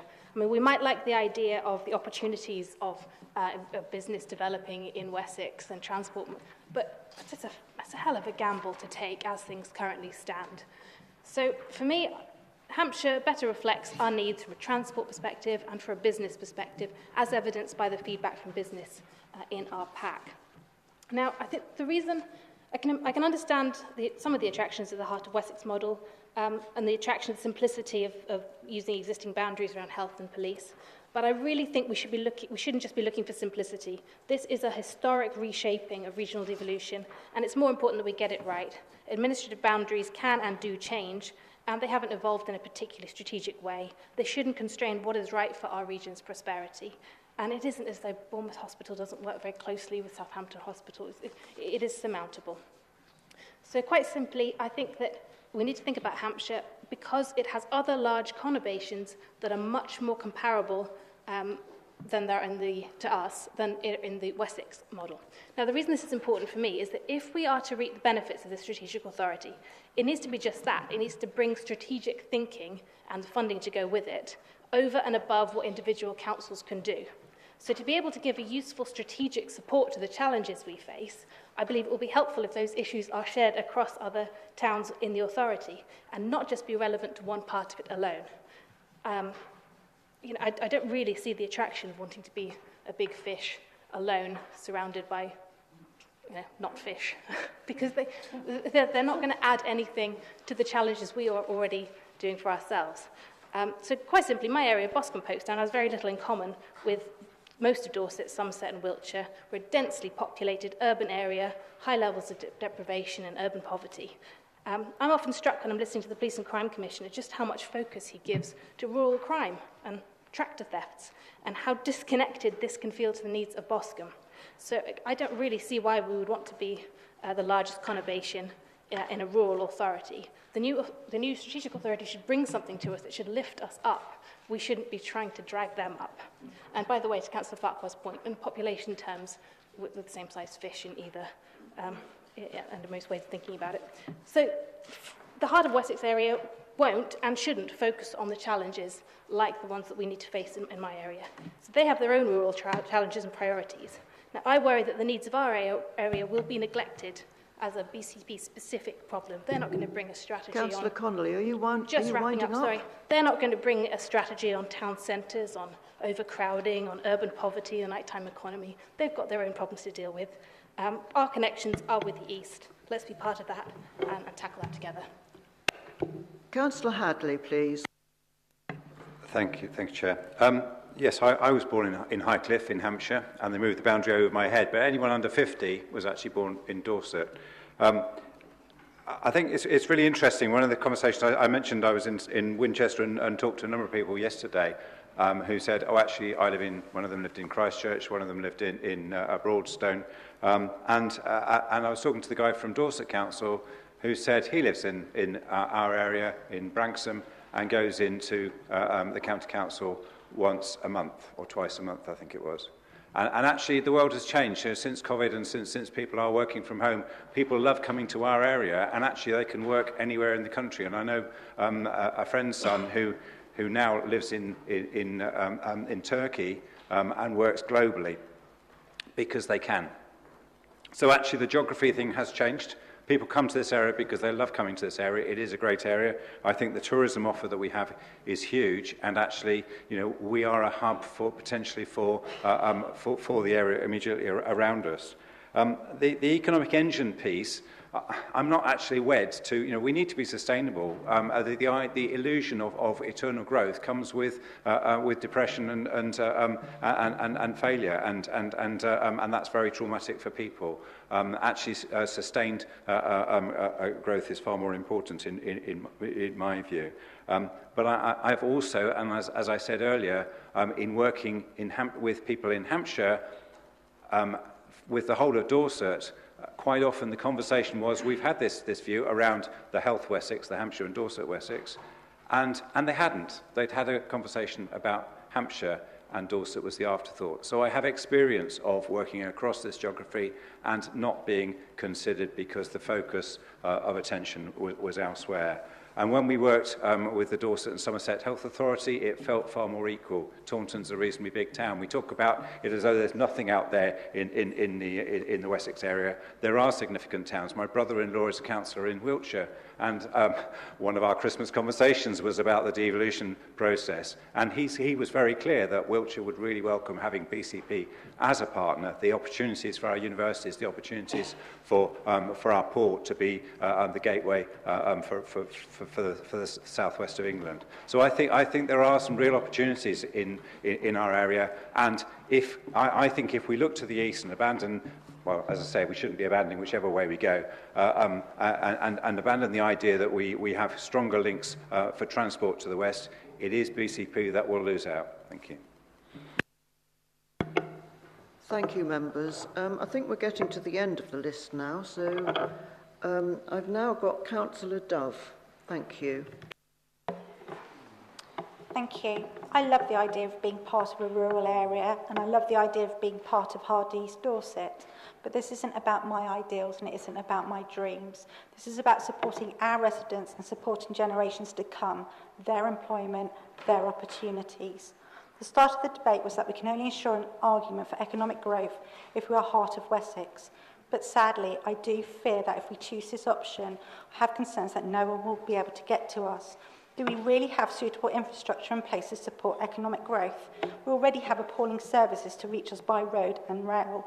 We already have a problem of graduates leaving our universities and then moving, unfortunately, because we don't have the big tech and we don't have the transport links to London to support them remaining in BCP. We celebrate the Port of Poole, But how does road freight get to us? If you just go to Sutton Scotland, just outside Winchester on the M3, just see the number of HGVs resting up before they go onwards to Poole. All of that is within Hampshire. We absolutely need a strategic view, and we need the financial support to ensure that transport links are integral to BCP. And that is the reason why I believe we should be supporting the Hampshire and Solent devolution option tonight. Without it, we will face a cliff edge on the A31, which will quite literally become the South's next road to nowhere, Chris Rear's next road to hell. In policing, in particular county lines, there's a reason why the ANPR camera on the A31 coming in and out of the two counties is placed there and not up on the A338. We already work closely together. We already have close intelligent links. We already have referrals into MASH with comparable similarities and solutions faced by urban areas rather than more rural areas. I mean, look at it. Hampshire even have our previous Chief Constable and Deputy Chief Constable. Policing in our county and keeping us safe is always a really important factor that we have to bear in mind. And you may remember that the former PCC, Martin Underhill, worked hard to get anti-terrorism teams installed on our coastline. This is something that the Hampshire and Solent areas are well versed and resourced. As much as I sympathise with the problems that the Heart of Wessex have, there's not the same experiences that we have. In health and pre-LGR, the argument for Bournemouth Hospital's growth and funding was to understand that our patients don't come from Dorset alone, but actually we have a wide reach to the east and a large cohort of patients come from the area. And let's be honest, where do we go for specialist care and tertiary services? Southampton. Tourism in Hampshire and Solent, really? They have plenty of experience. Look at the Isle of Wight, the New Forest, some of the oldest cities in the country, like Winchester. They know about tourism, they know how to market, and we need to be working with them to support residents and businesses. Arguments that we'll be the big fish in a small pond in Wessex isn't simply true. We have a circa 550 population, but let's not forget that there will be another 1 million people who have different needs to us as collectively the largest voice. My last sentence. So, whilst we have hurdles to cross, we should not be saying that it's too difficult to do. We should not be hearing this in the chamber. We are forced into doing this decision in a hurry, but we have to overcome hurdles and obstacles. It's our duty to do so, and there's no second chances. Thank you, Councillor Dove. I think I have Councillor Moore next. Yeah, thank you, Chair. Well, I too was born in Bournemouth when it was in Hampshire, but I married a poor man, so I won't be moving out of Dorset. I would have preferred BCP to stay on our own, but obviously that is not a permitted option. And although I have struggled with this, the Hampshire choice is really very complex because our existing services, like public health, police and fire, already link with Dorset.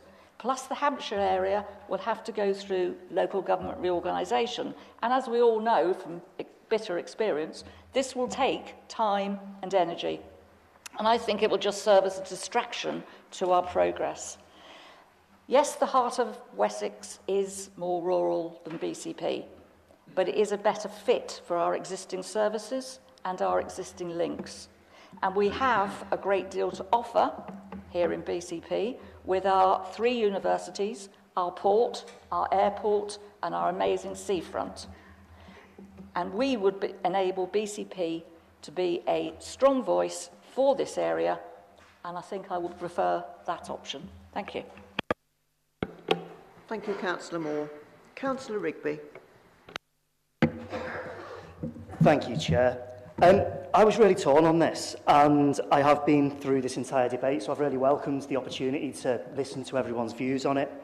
And I'm still struggling, but I think I've been talked out of Hampshire rather than talked into Wessex.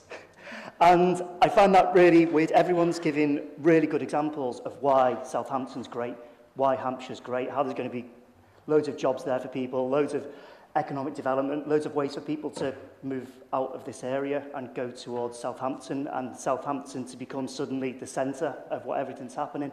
And I'll tell you where I was born, because everyone else is. I was born in Fazakerley, which is in Liverpool, and I moved to Bournemouth, and I love Bournemouth, and I'm a councillor in BCP, and I love BCP. And I don't want people to talk about our area in terms of BCP, oh yeah, it's on the edge of Hampshire, there's this big Southampton thing going on. I want people to talk about BCP. I want them to talk about Bournemouth and its history. I want them to talk about Poole and its history, Christchurch and its history. That's what's important, and that's what we should be doing. And I think the only way that we can actually do that is being part of the heart of Wessex. It's been said again and again that our services are linked with there. We've got the Fire Authority, which we share with Dorset and Wiltshire. We've got police, which we share with Dorset. We're already looking west, and we can grow towards the west. We can increase the economic strength of this area, if that's what people are talking about a lot. But there's more important things as well. It's not just continual economic growth, economic growth, economic growth. We've got to think about the social issues. We've got to think about the community issues. We've got to think about where people look, how people want to develop. We already talk time and time again about how we can't develop housing here in Bournemouth because we're surrounded on one side by the sea. We've got huge swathes of Dorset, Wessex, which we can look into, sharing resources. Where could potentially new villages, new towns be built? It is the right way for us to be looking if we want to grow in a different way, which isn't just, let's look at everything which exists here and just grow it even more. Let's look at how we can develop in a sustainable manner. Let's look how we can develop communities to work together. Let's look at what we've got. Let's look at what we've already got and grow. I moved to Bournemouth. Bournemouth is where my heart is. Bournemouth is where I love. I want people to talk about it. I want them to talk about Christchurch, Poole. That's what's important to me. That's what I think is important to our residents. So I'm going to vote against the amendment and go with the current substantive of Wessex. Thank you.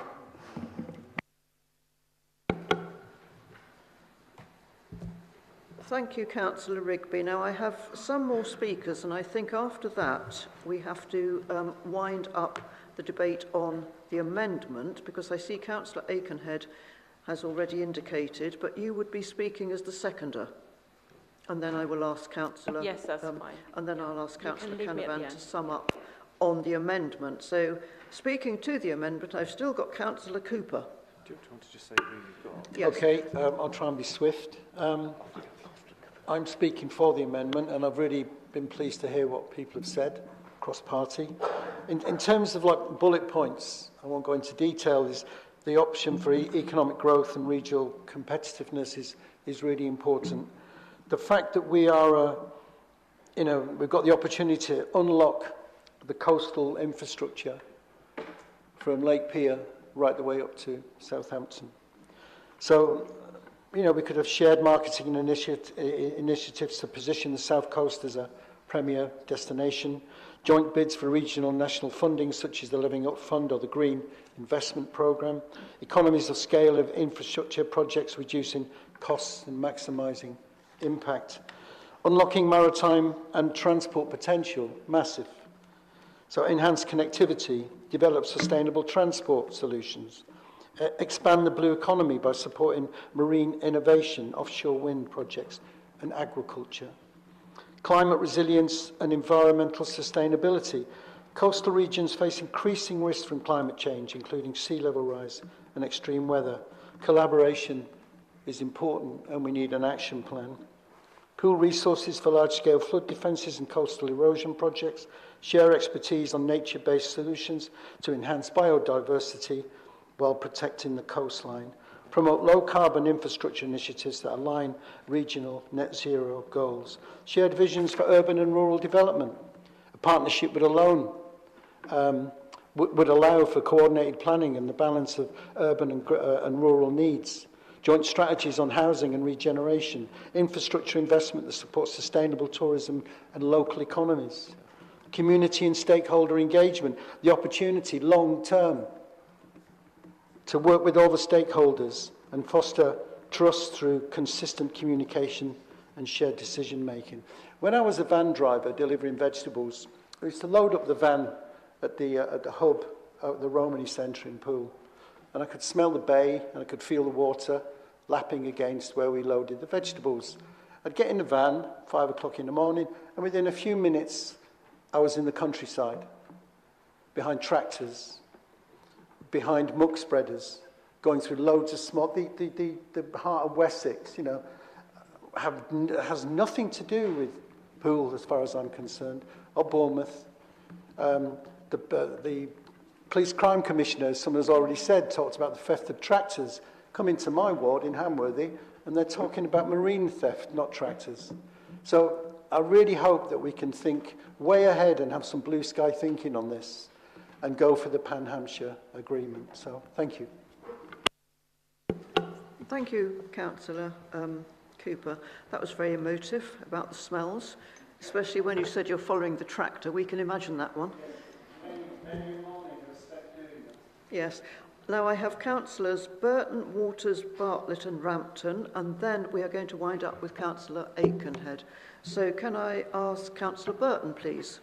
Yeah, thank you, Chair. I could keep it really short and say I really don't know. It's really hard decision. I like to make decisions on information and fact, and I do feel that we're having to make decisions here on our gut feeling rather than the facts, because there's so many factors here. Now, I wasn't born in Hampshire. I wasn't born in Dorset. I was born in Nottinghamshire, near Nottingham, so I don't have that baggage. And I do feel there is some baggage here, isn't there?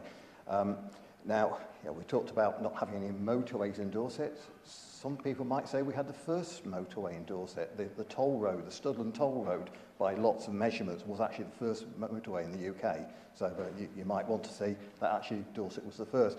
Now, okay, my first proper jobs were actually in Dorset schools. I then spent 20-odd years, 23 years working in a Southampton school. I've always lived around here, partly in Dorset, partly in Poole. So, yeah, I don't know. However, the gut feeling is that my residents, the people in my ward, see themselves much more as Dorset people. We go to Wimborne. Most of their children go to school in Dorset. So if I was speaking for my residents, they actually look towards the west, and therefore I'm feeling that that's the way that I should look. So I will say I'm not for the Hampshire model. I'm for the Wessex model. Thank you, Councillor Burton. Councillor Waters. I disagree with this amendment. Councillor Cox was right in saying that Hampshire institutions will siphon off investment from our institutions, our universities, our airports. Economic growth here, when we're talking about Hampshire, is a fallacy. Irrespective of whether or not we are part of Hampshire, Hampshire will still be an economic bloc that is the same distance away from us now. That infrastructure between Hampshire and here already exists. We can't build a second road through the New Forest. We can't build a second train line. We are already as connected to that area as we are ever going to be. Looking west to Wessex, we haven't got that. If we want that economic growth, we need to build the infrastructure. The infrastructure exists one way, it doesn't the other. Why don't we get involved in the conversation and actually promote that happening? Councillor Cooper has mentioned coasts. Now, I'm pretty sure there's coast both ways, and actually I would argue that the coasts towards the west are nicer. That may be a disagreement from some people, but it's also a very much more appealing place for tourists on the west in terms of coast as well. I'd also ask that this vote be recorded so that those voters in Poole realise which of their councillors voted to split us further from Dorset. Thank you. Thank you, Councillor. Councillor Bartlett. Thank you, Madam Chair. Well, as it's been mentioned already, this is an incredibly difficult decision, and I have to say it's been a great debate. And as we've gone through it, I've been flipping from one side to the other.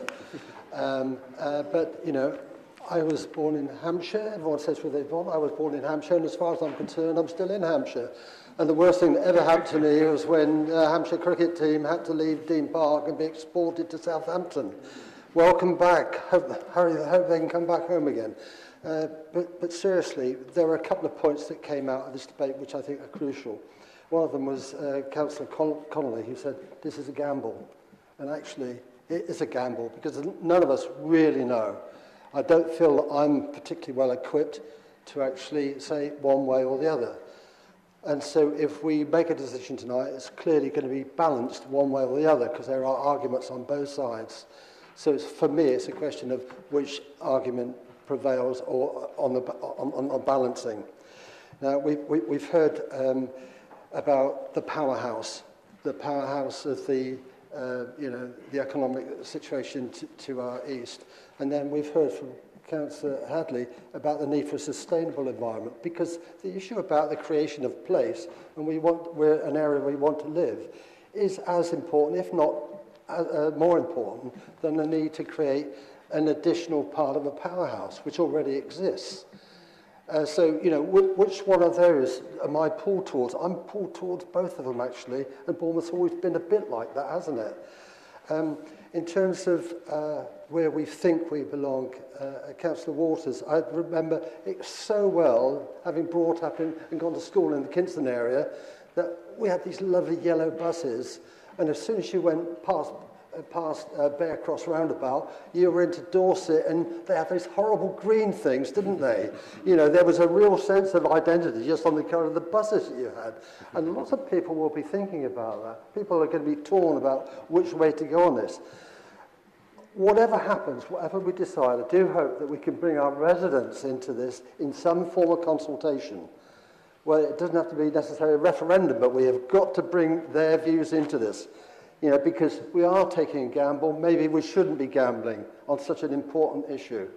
But I have to say that on balance, and it's not just because of the cricket team, I am sort of drawn towards the Hampshire side of the argument. And that's the way I think I'm going to vote. Thank you. Thank you, Councillor Bartlett. Councillor Rampton.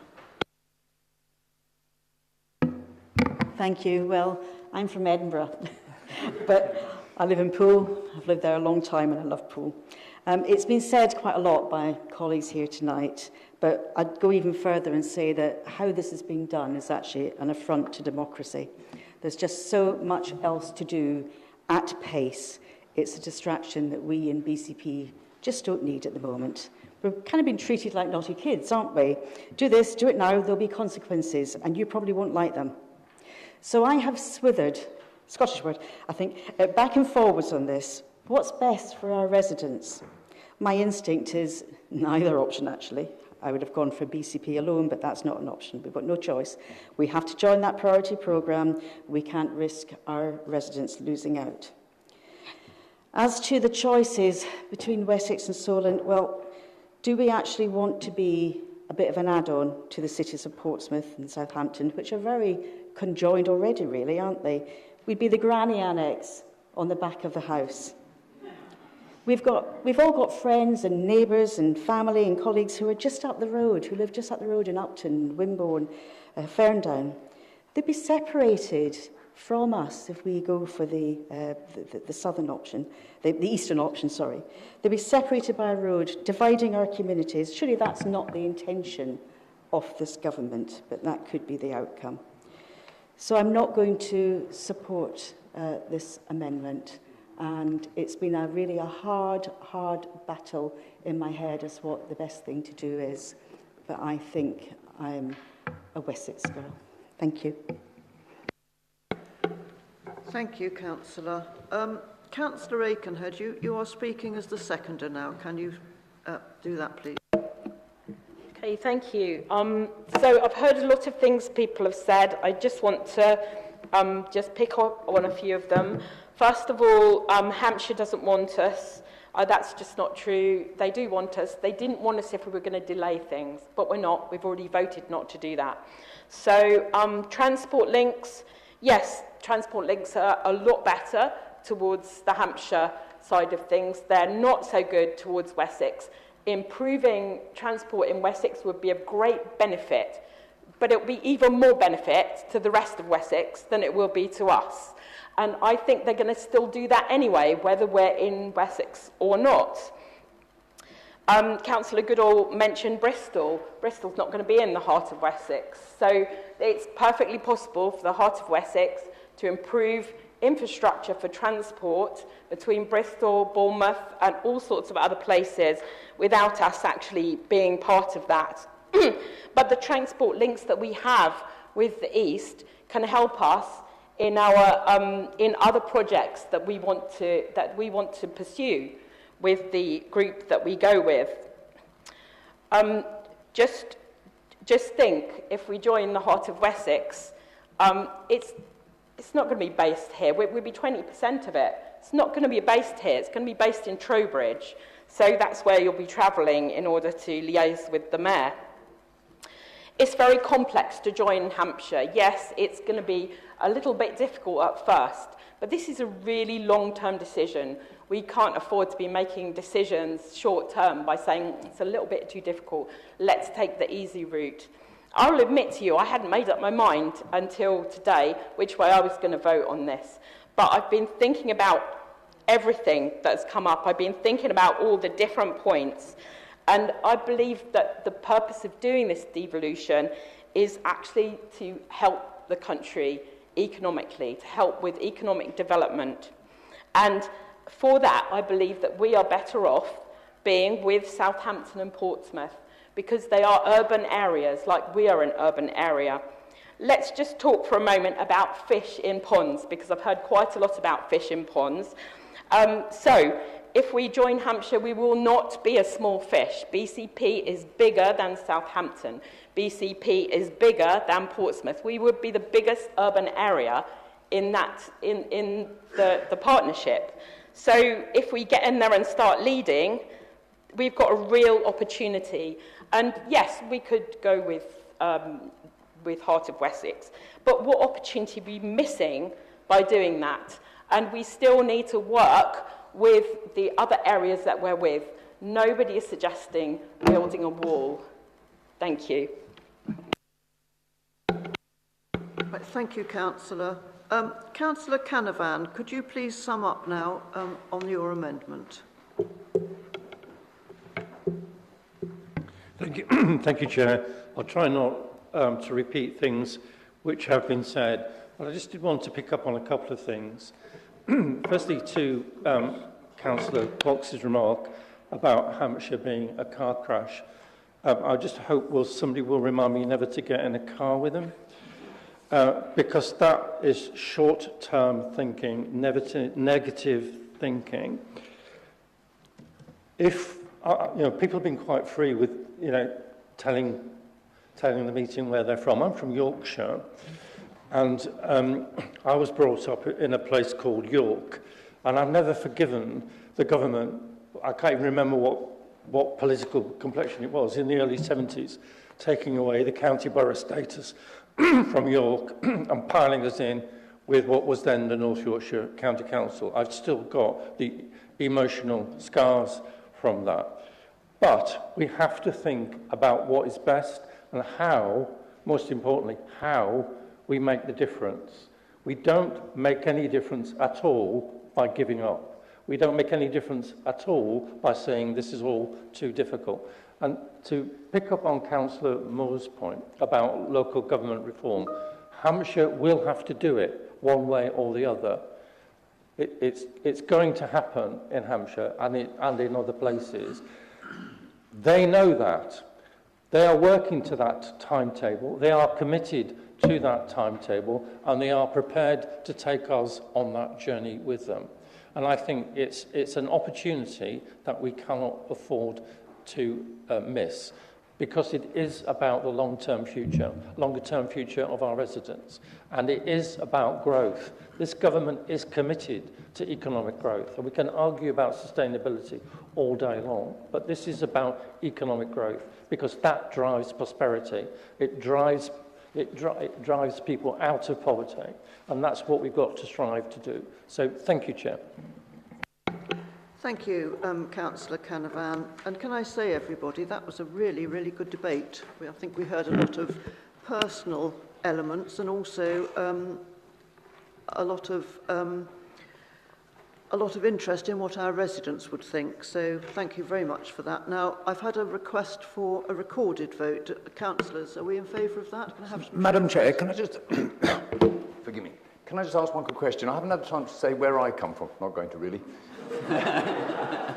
Can we just have clarification before we vote? The actual paper, item 2, says to discuss the geography. We've now had an amendment but we didn't need an amendment to discuss Hampshire. So all the discussion has been, should we go Hampshire or Wessex, not should we amend to allow Hampshire. And I'm just keen that people, from what I've heard, are going to vote on whether we go to Hampshire, but that's not the amendment. Yes, I'm going to pass to the Chief Exec. Did you tell us where you were born, or did I miss that bit? Thank you, Chairman. Yes, the original proposal from Councillor Earle as leader did propose a recommendation to support the Wessex deal. Therefore, we've had an amendment from Councillor Canavan to delete the words Heart of Wessex and insert the words Hampshire and Solent. So we are currently debating the amendment. If that passes, then we would have to take a vote on the substantive, which is now Hampshire and Solent. If that should fail, then we go back to the original substantive motion, which is for the Heart of Wessex, and we'd have to have a vote on that. So this is a vote as to whether to accept the amendment of deleting the words Heart of Wessex and inserting the words Hampshire and Solent in Councillor Earle's original recommendation. That's helpful. And then the other question is the recorded vote, councillors. We need how many? A quarter of the councillors in favour of recorded vote. Can I have a show of hands? Who's in favour? Yeah. Yes, I think that's everybody. Right, so we go over to you, Chief Exec, for the recorded vote. Thank you. Thank you, Chairman. So just to be really clear, this is a vote on the amendment from Councillor Earle's original recommendation to delete the words Heart of Wessex and insert the words Hampshire and Solent as the recommended option. So, Councillor Adams. Ready. Four. Councillor Aikenhead. 4. Councillor Allen. Abstain. Sorry, I should read the full names. Councillor Marcus Andrews. Against. Councillor Stephen Bartlett. For. Councillor John Beasley. For. Councillor Philip Broadhead. For. Councillor David Brown. Against. Thank you. Councillor Simon Bull. Against. Councillor Richard Burton. Against. Councillor Patrick Canavan. For. Councillor Adrian Chapman-Law. Against. Councillor Eleanor Connolly. 4.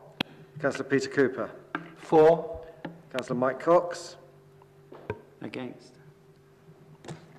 Councillor Leslie Debon. For. Councillor David Dorton Gibson. Against. Councillor Bobby Dove. For. Councillor Michelle Dower. Abstain. Councillor Millie Earle. Against. Councillor Jackie Edwards. 4. Councillor George Farquhar. For. Councillor Dwayne Farr. For. Councillor Anne Filer. 4. Councillor Matthew Gillett.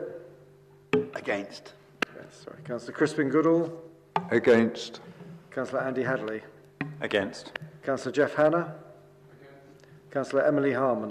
Against. Councillor Richard Herrett. Against. Councillor Paul Hilliard. Against. Thank you. Councillor Brian Hitchcock. For. Councillor Alistair Keddy. Against. Councillor Marion Lepedevin. Against. Councillor Sandra Macro. Against. Councillor Rachel Maidment. Against. Councillor Andy Martin. Councillor David Martin. For. Councillor Gillian Martin. 4. Councillor Jamie Martin. For. Councillor Simon McCormack. For. Councillor Sandra Moore. Against. Councillor Anne-Marie Moriarty. 4. Councillor Bernadette Nanovo. Against. Councillor Lisa Northover. Against. Councillor Margaret Phipps. Against. Councillor Karen Rampton. Councillor Felicity Rice. Against.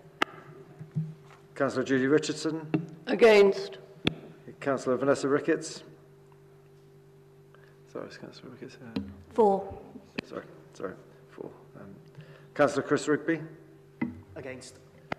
Councillor Kate Salmon. Against. Councillor Peter Sidway. Against. Thank you. Councillor Paul Slade. Against. Councillor Toby Slade. For. Councillor Oliver Waters. Against. Councillor Claire Waite.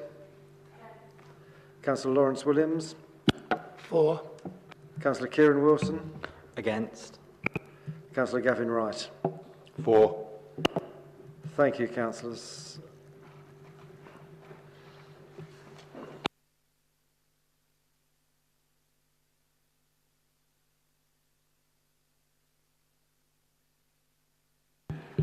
Thank you, Chairman. Councillors, I have to say that was one of the tightest votes that we've had in this council. The result was 25 for, 33 against and 2 abstentions. So that amendment is lost. So we go back to the substantive motion, which has the Heart of Wessex as its preferred option.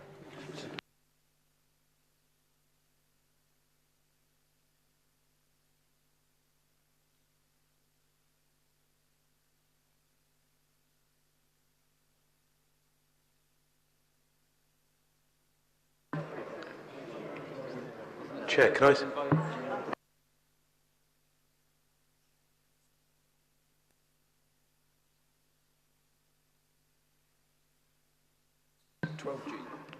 Yes. Could I propose the motion now be put then and to vote on the next one? So we're voting now on Heart of Wessex. Yes, do carry on, Leader. Yes, you sum up, please. Sorry, I was like, let's have a break, but actually, you know, it's binary choice. I really do appreciate everyone bringing their thoughts and their feelings to the table on this and having a really, I think, a really in-depth and sensitive debate about what we're to expect. I think that Councillor Connolly was absolutely right in terms of that it feels like a bit of a gamble, like that word has really stuck out to me. And I just wanted to give everyone the assurance that I'm going to continue in my role as leader to make sure that we are on the correct path. And I think actually if we do make that decision collectively, we can all be assured that it was absolutely democratic. We had the chance to consider it. Everyone put their thoughts into it. So I'm just really glad that we've got to this place, and I'm really happy to drive forward whatever the next steps are in terms of devolution, and hopefully to start working with potentially Wessex, if we do get that one through, to really carve out where we're going as an authority and be the best as we can in that devolution authority. Thank you.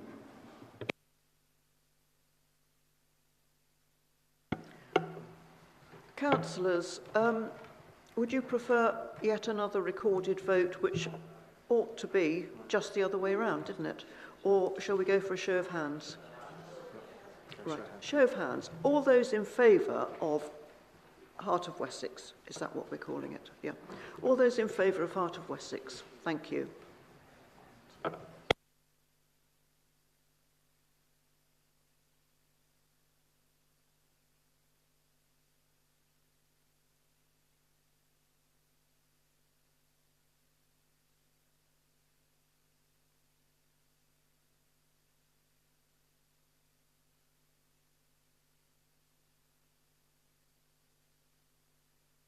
Yep, thank you. Against?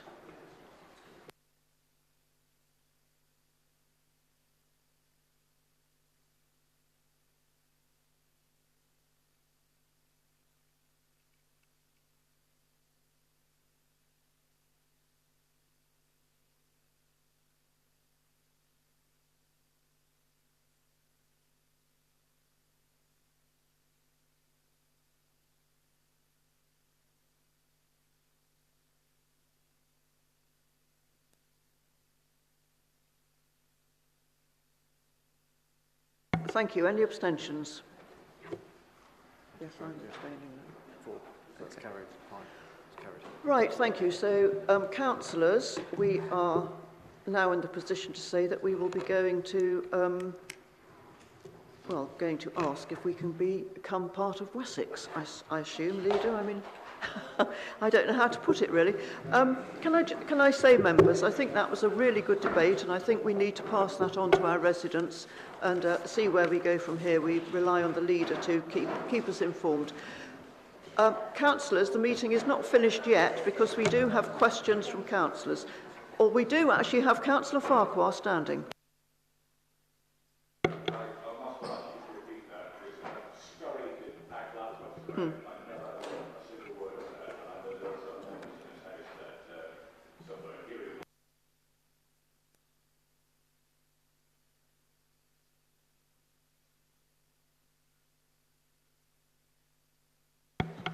Thank you, Councillor Farquhar.